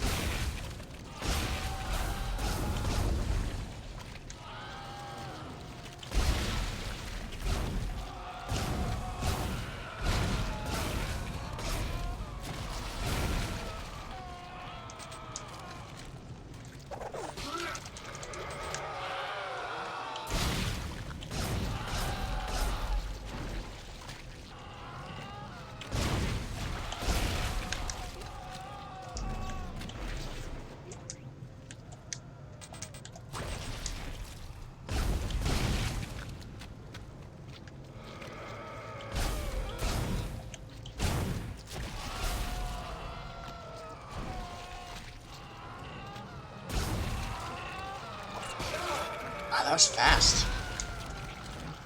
Can you die already? Hey, okay, cool. Seriously, that was just... really just disrespectful more than anything.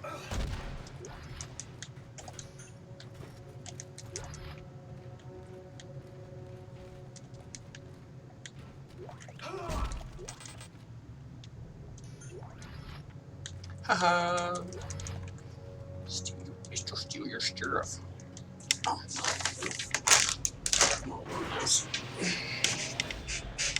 I get comfy. Think I'm alone now.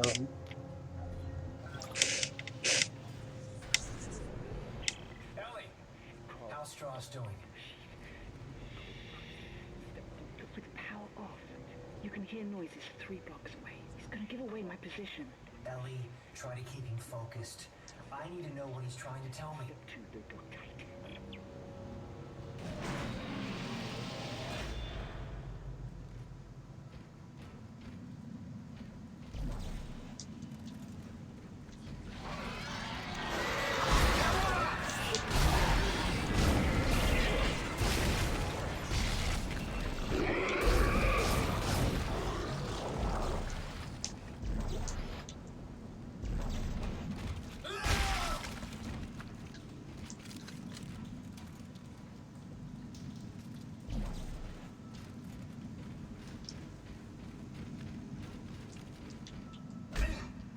Think I'm alone.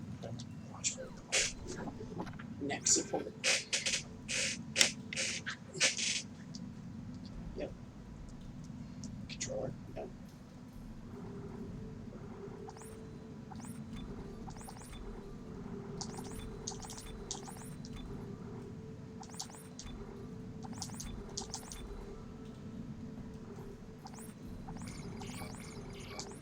Oh.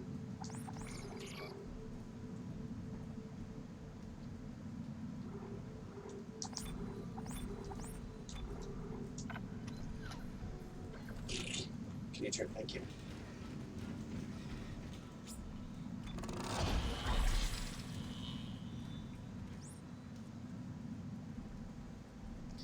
Spec ability unlocked. Select an item. Just remove all downloads for use. Okay.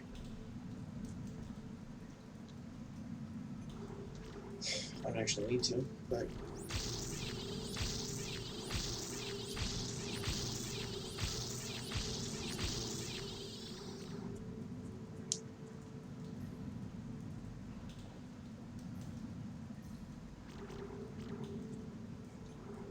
Oh, oh, okay. So it's damage of my, I'm gonna throw things.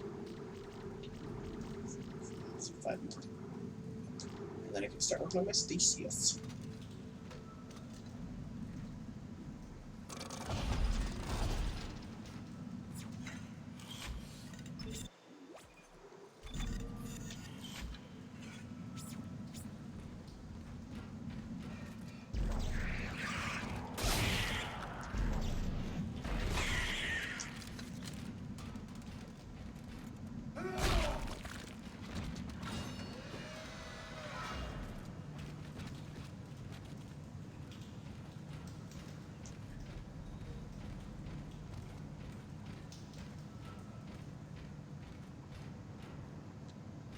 Docking pod is off the mag rail.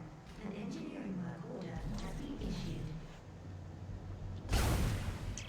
Ellie! I ran into a snag. It looks like the docking pod that runs to the solar array is floating at the bottom of the shaft. That figures. Don't worry. I can fix this. I'm heading outside to have a look.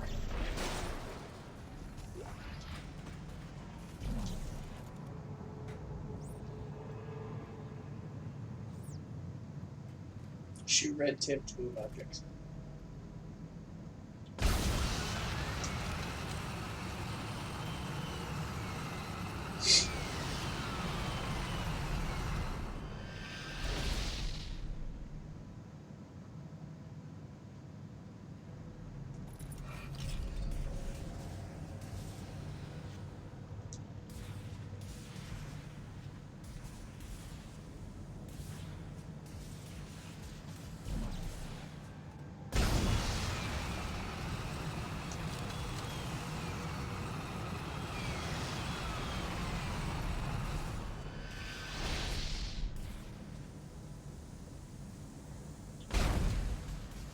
Oops.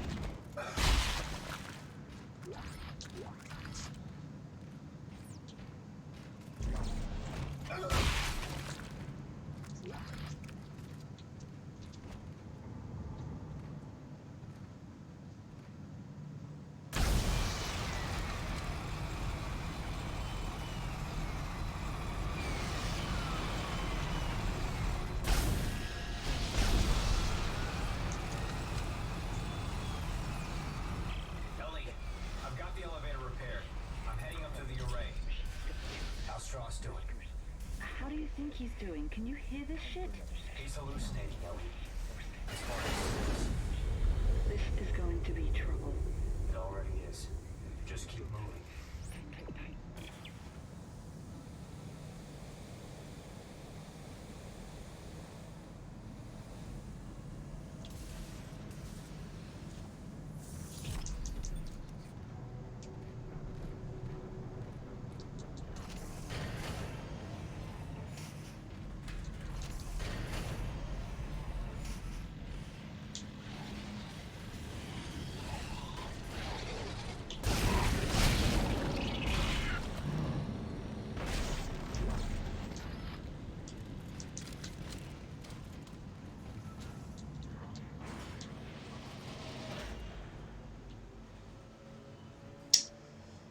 I'm sure I'm not going to get into a fight while on this at all.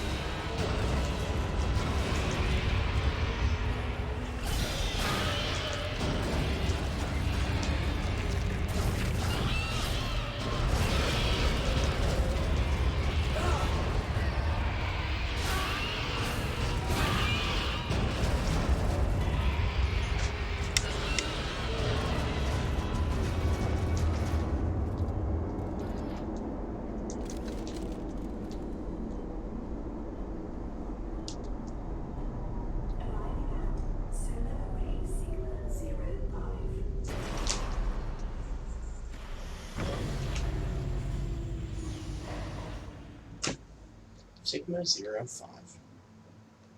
Okay.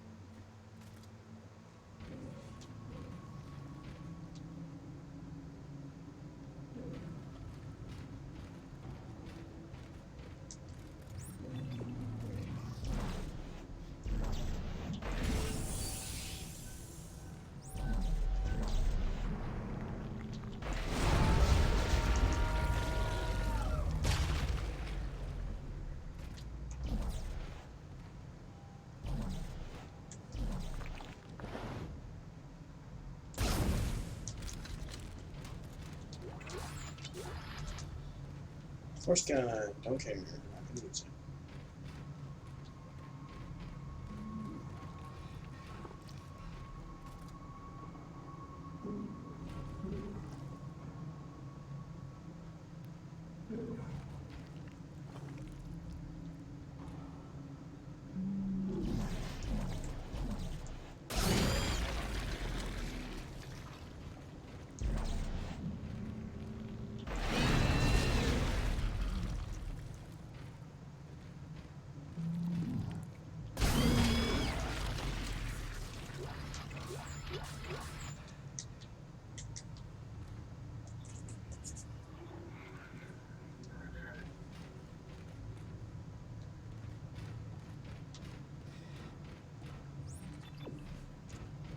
I figured that was the way I had to go.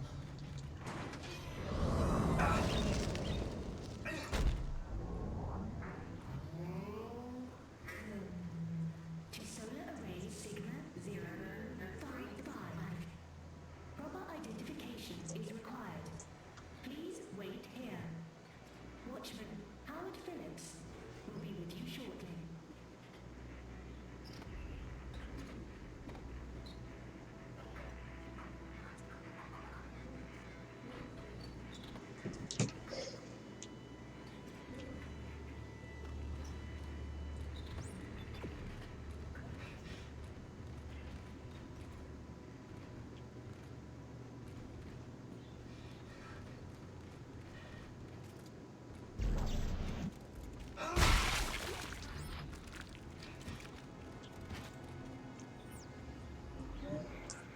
Howard Phillips, market number 32. I want to go home. Anti-claims.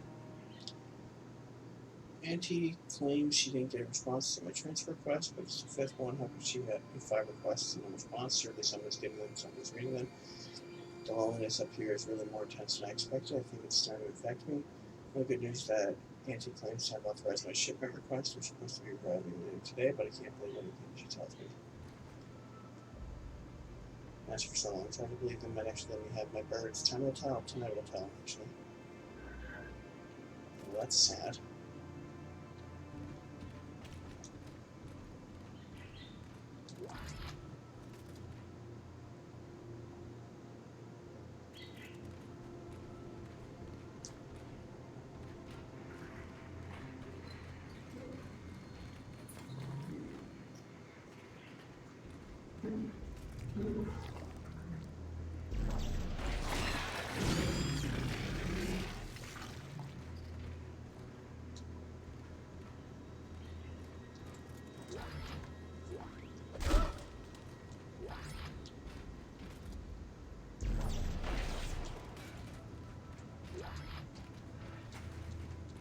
Consider nothing bird. Nothing bird will happen with the birds. Nothing bird will happen with the bads.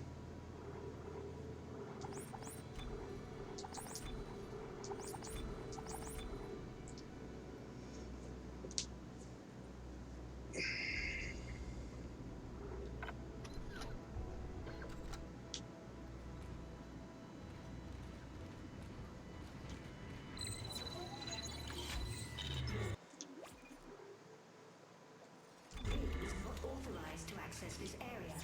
Please step away from the door. Oh.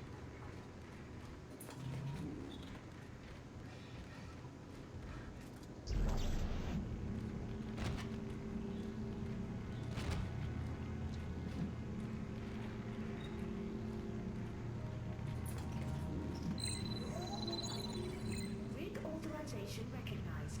Greetings, Station Watchman Howard Phillips. I hope you slept well.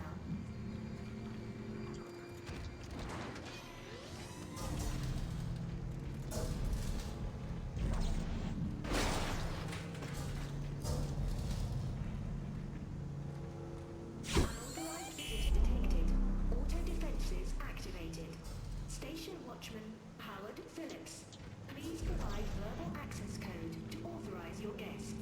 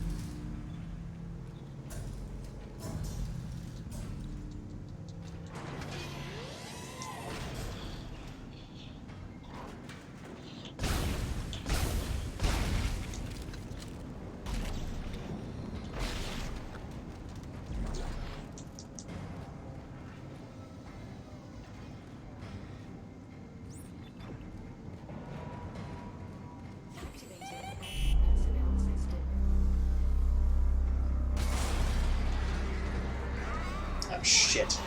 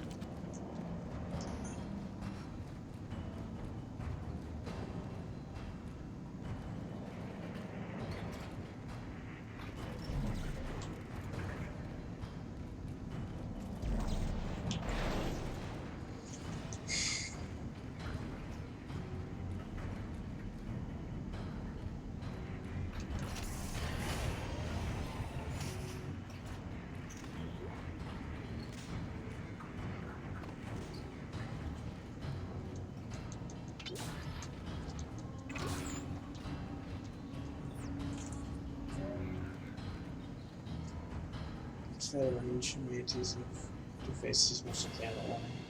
Excuse any more about transfer requests every time I ask if state computer is bullshit.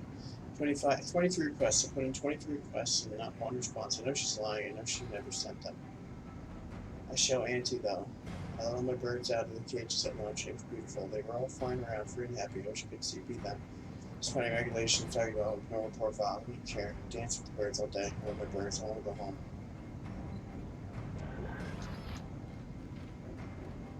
Oh, buddy.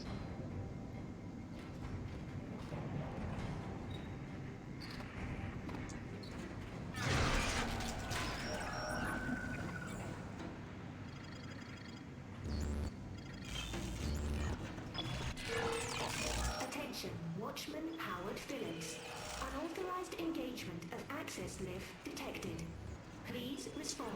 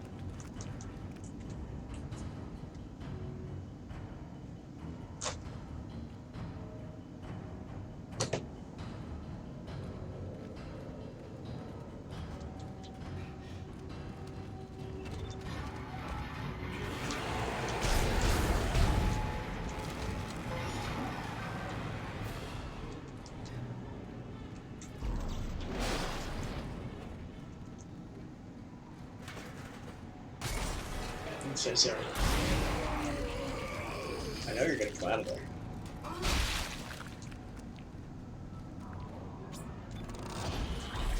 Oh, goodness gracious.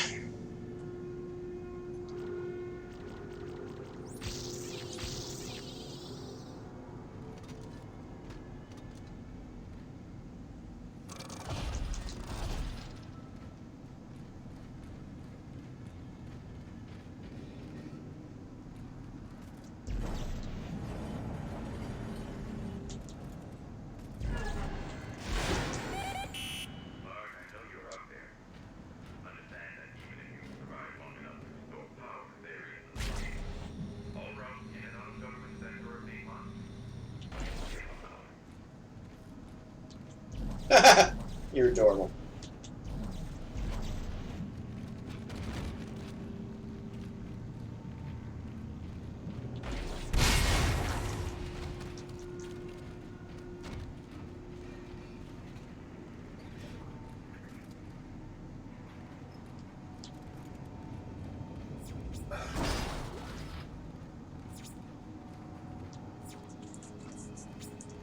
I am an engineer, which means I went to engineering school.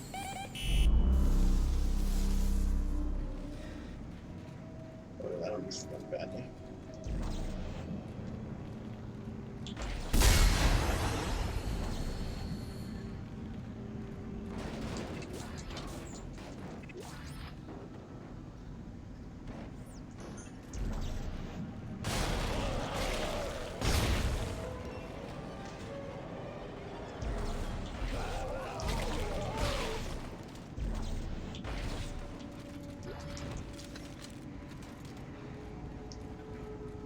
I was trying to say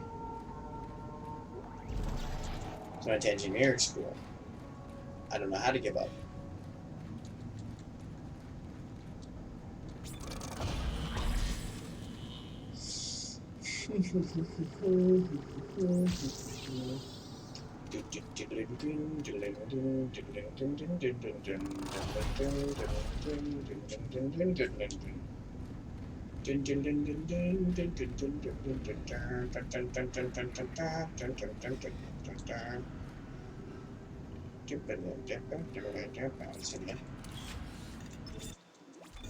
Emerging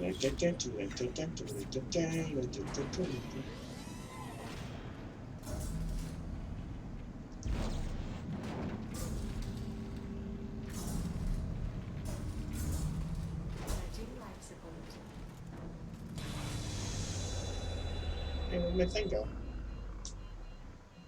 Okay.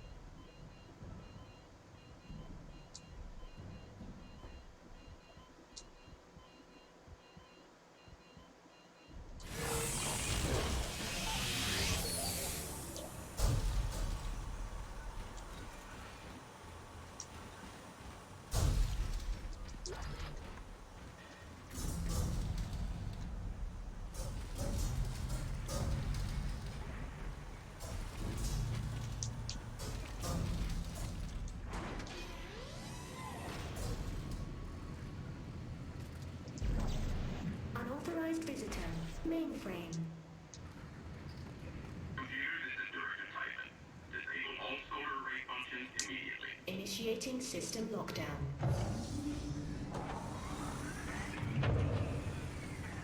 System lockdown complete. I'm sorry, Clarke. I know what you're trying to do, and I cannot allow you to succeed. There's too much at stake.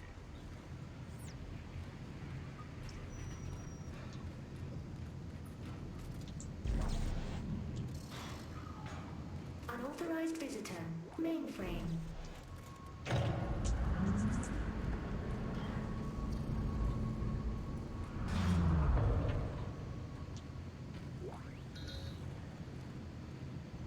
Oh, that's how I got each individual.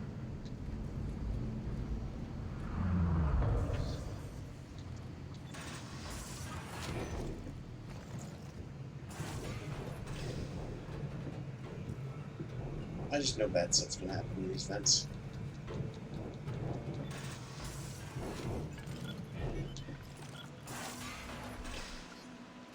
Unauthorized visitor. Mainframe. Unauthorized access to the computer mainframe is a violation of Titan Station Civic Code. Replace all panels and back away from the fuse board.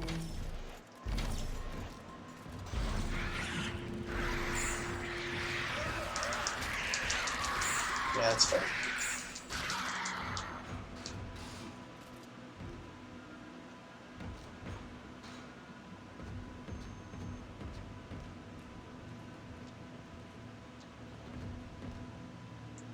Unauthorized visitor. Mainframe.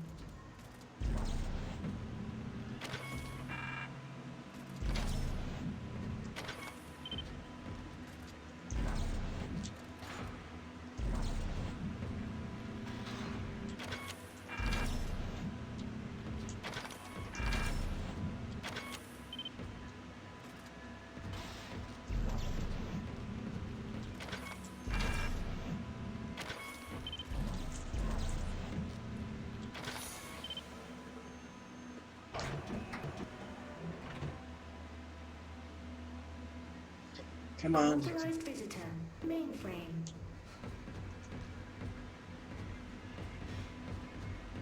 Warning. Mainframe electrical shielding has been deactivated. Proceed with caution.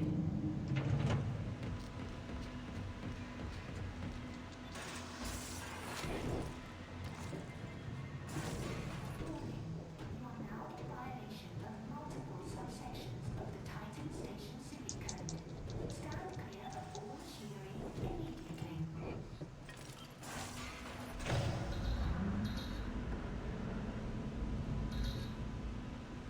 Unauthorized visitor. Mainframe. I'm not effectively a dead man anyway, so what the hell does it matter?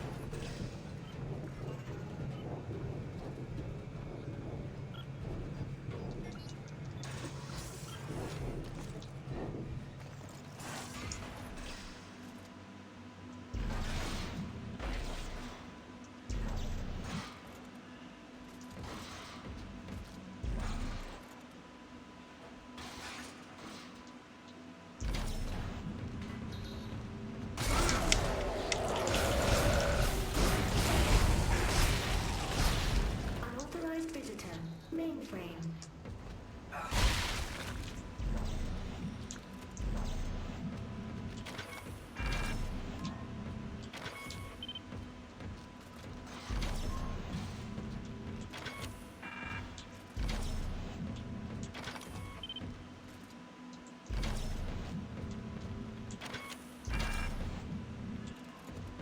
Is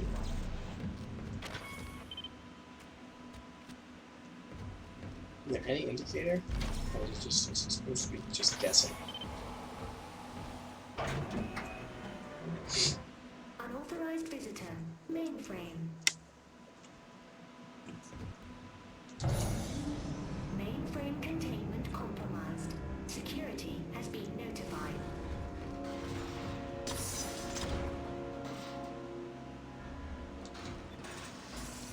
Okay.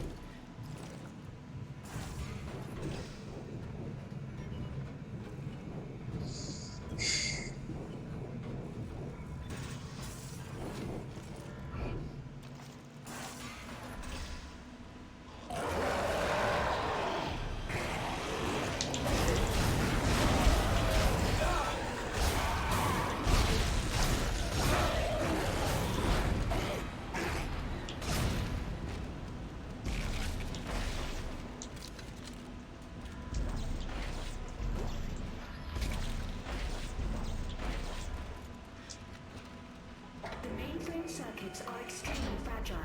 Please step away.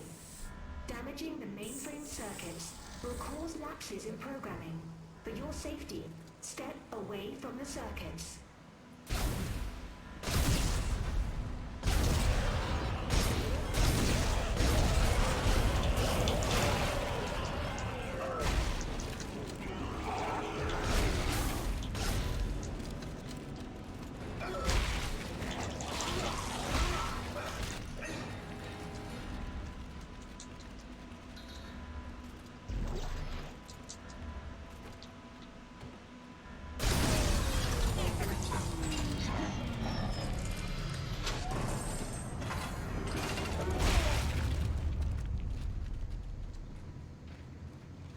Automated functions offline.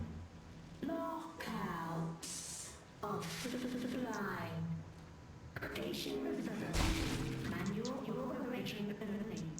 Anti offline.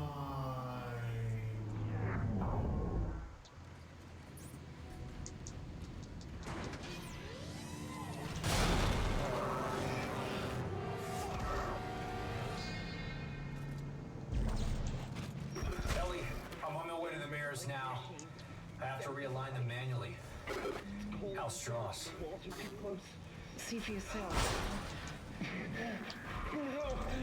No, I'm not ready for the needle again. You have to let me out. I can't breathe. Strauss, what's wrong? Ellie! He's waiting for me.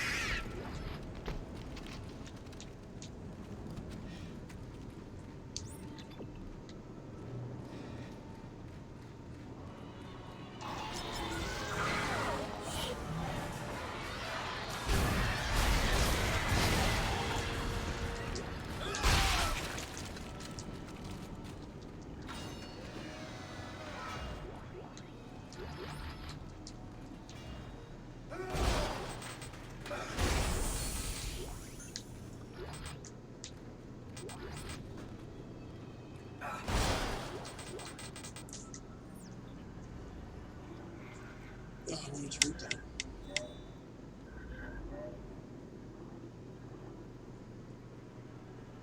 They hate me, I can see them all there right now. Just perched watching me, you and Auntie, she just waiting until old Howard Phillip finally goes crazy and snapped like we did when he let the birds out. Violate all the codes, broke all the rules, and show them crazy, I'll show them what it takes to get out of here. I'll have to come up here and clean up all the blood, and we'll never know what they make. I'll break those two, I'm gonna go lay down, I don't feel right.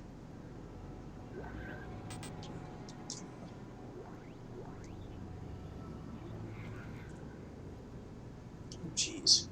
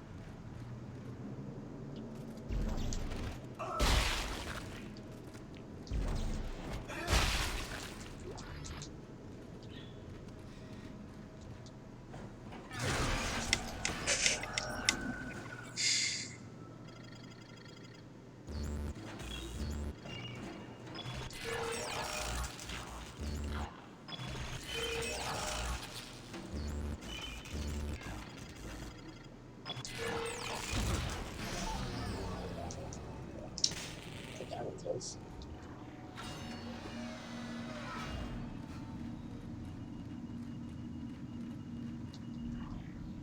How do you do it? How do you hold it all inside? Your face never betraying your pain. No one would ever know the guilt you feel. Never know the dark thoughts you keep. Okay, so we got 1, 2, 3, 4.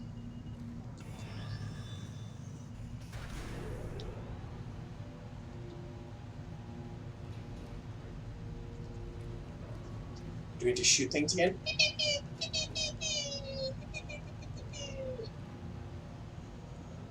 I thought I'd go outside.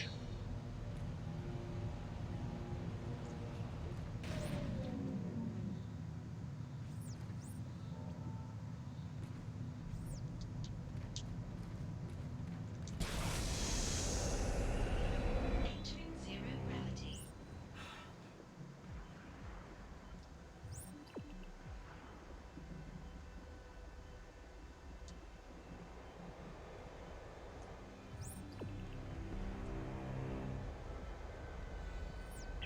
Ellie, it looks like 2 of the mirrors are out of alignment. How's he doing?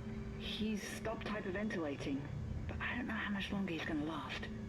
I knew he would just slow me down. If Strauss dies, so do my chances of destroying the marker. Keep him alive and get to that panel.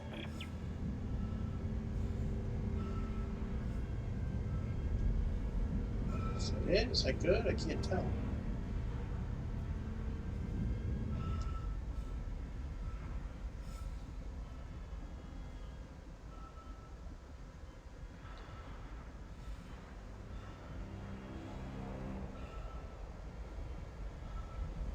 Nope.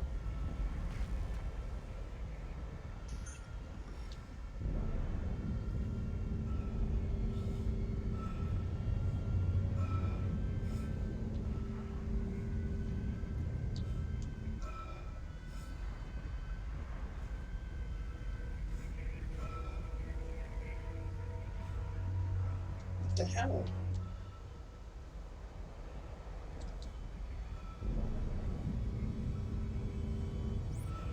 Okay, so it does it automatically.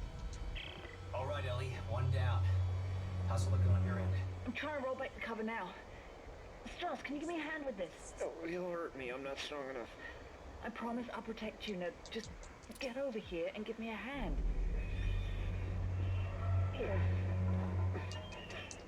Something covering the collector panel. Oh my god. There's thousands of them. They're breaking apart. Ellie, get out of there! Oh my god, they're heading this way! Run, Strauss, run! Ellie, come in! Ellie! Shit.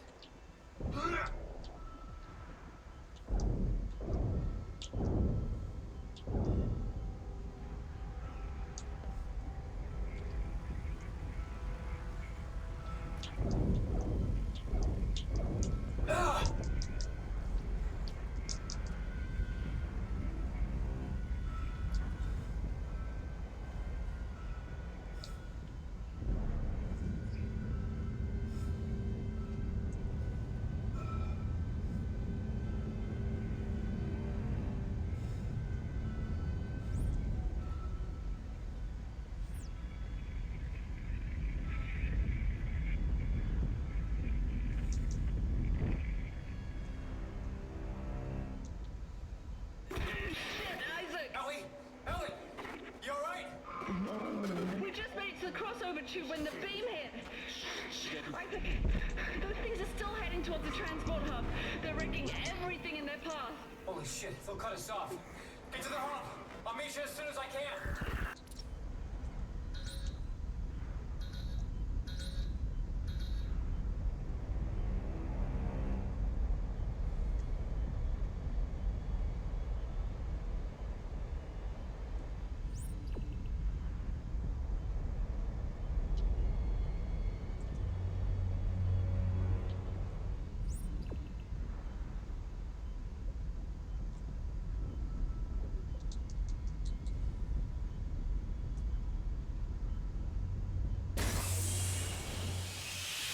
Exiting zero gravity. Emily, come in. Isaac, we have to cross to the government sector before they cut us off. You'll never make it down here in I'll time. be there. I'll be there.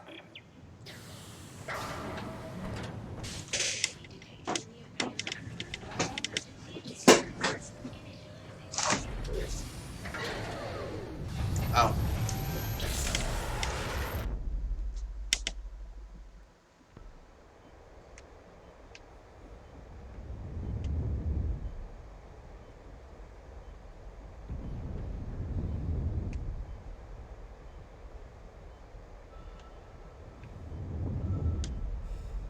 Oh.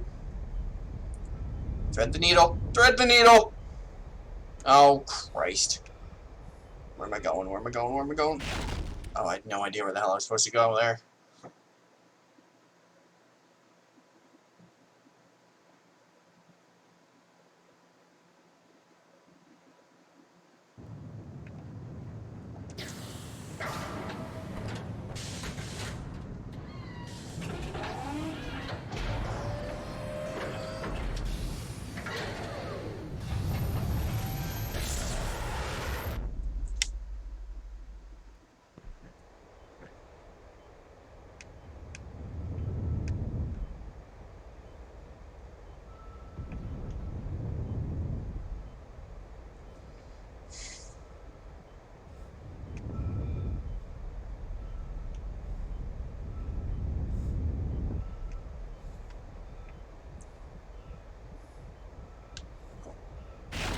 I see now.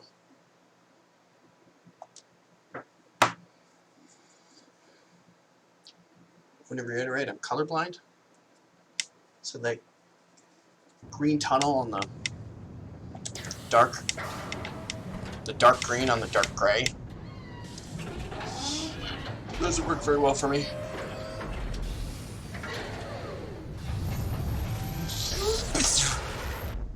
Why would they use rockets, not just like a magnetized thing?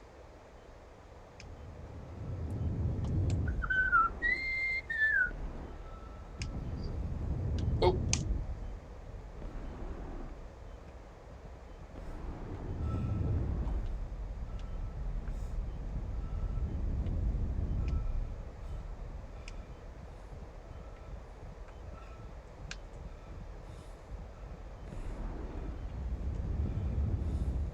Okay.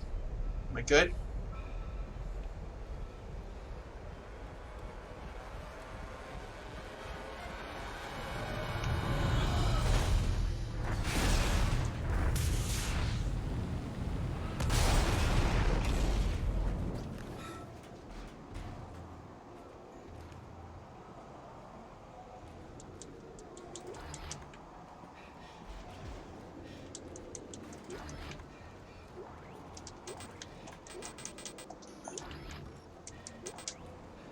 Okay, what do I have?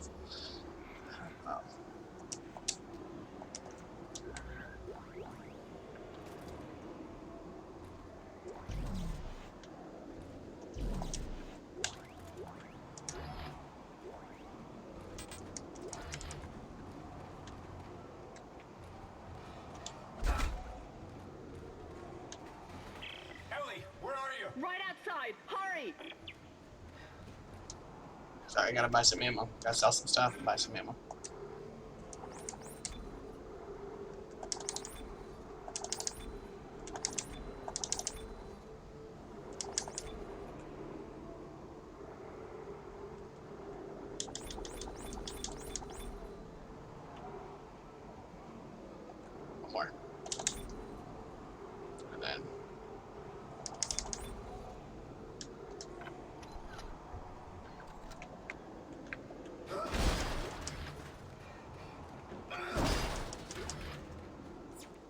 was that?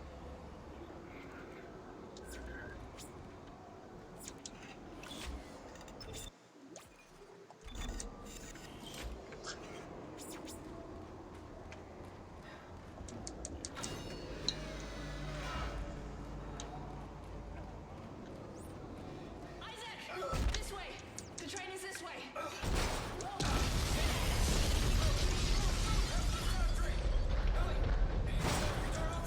Are you crazy?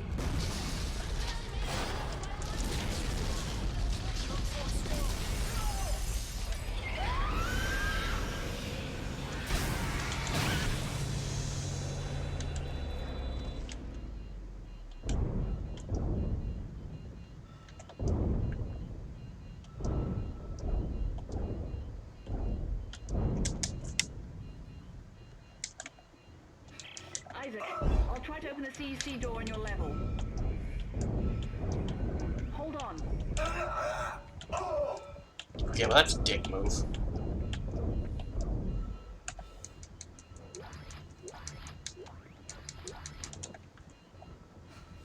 I see you over there. Piece of shit lock. I'm giving it my codes, but it's not working.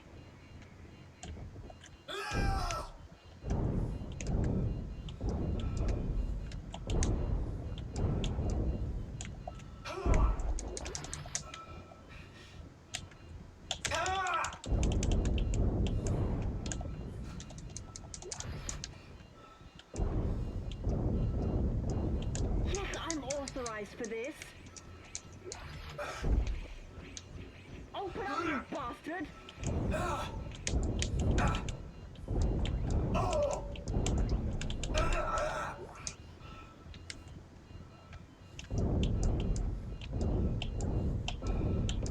There. It's Fucking open. hit him! Jeez, I'm shooting him right in the fucking leg!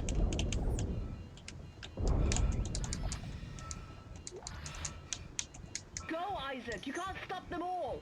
Go! You think so?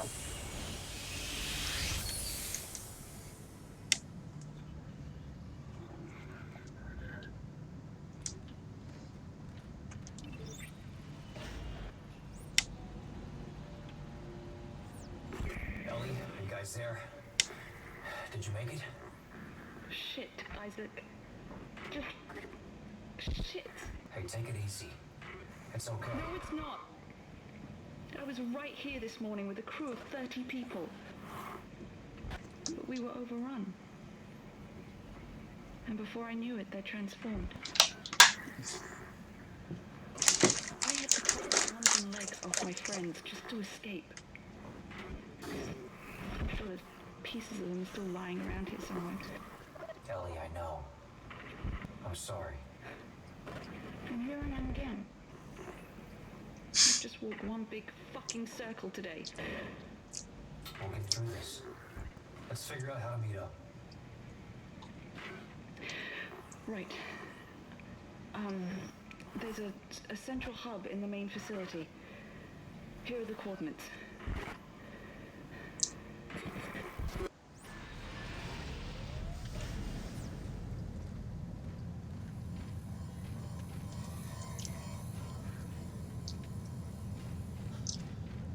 Chapter 8.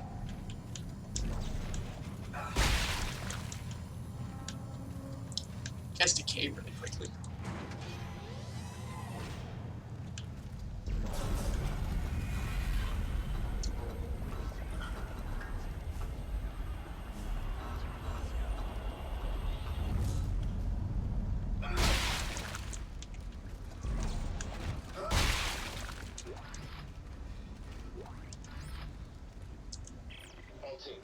This is Caleb, xenogeologist from Langford Shift 1.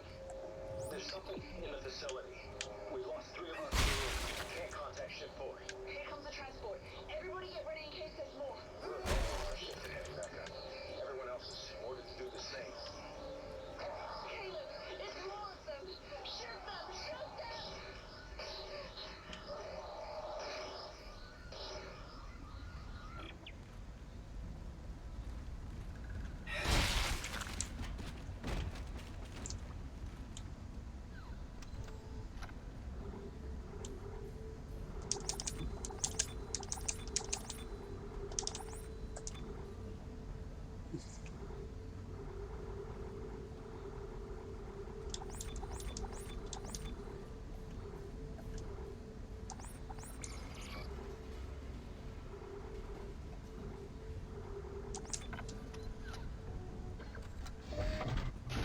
Wait, what?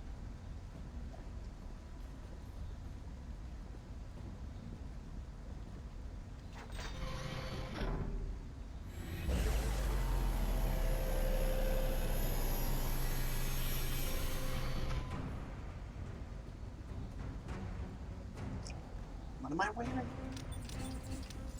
It's really shiny, though.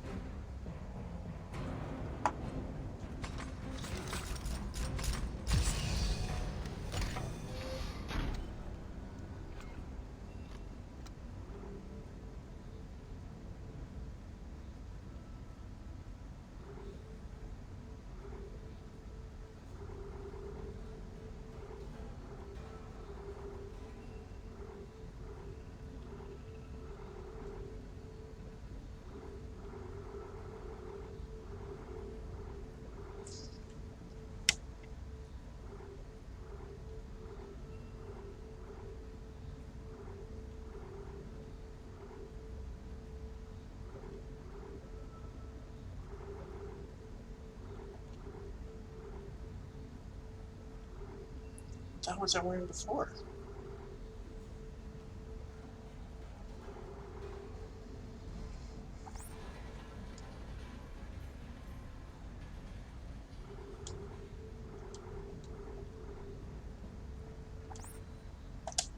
Yeah, like what?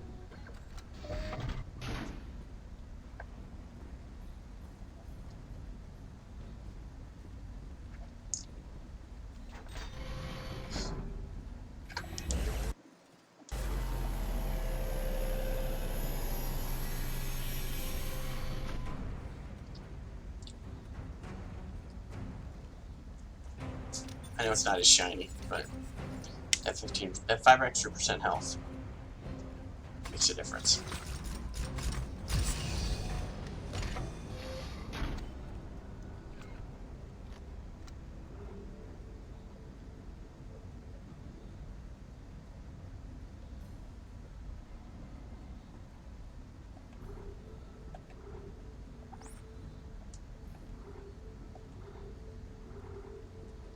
Oh, I bought the basic engineering suit. That's annoying.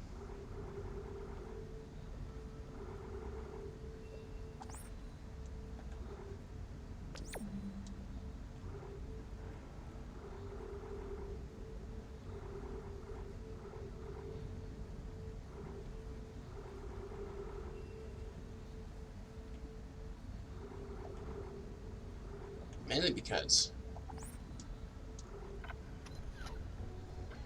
I was gonna buy a thing.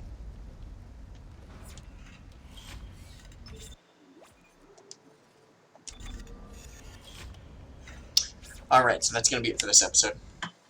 This stream. Didn't get as far, but, you know, I also had a conversation with somebody, which is pleasant. So thank you for watching. If you're watching this on Twitch, please follow me. That'd be great. And you, too, can enjoy these ridiculous conversations about role-playing games that I've played. Or we could argue about The Flash.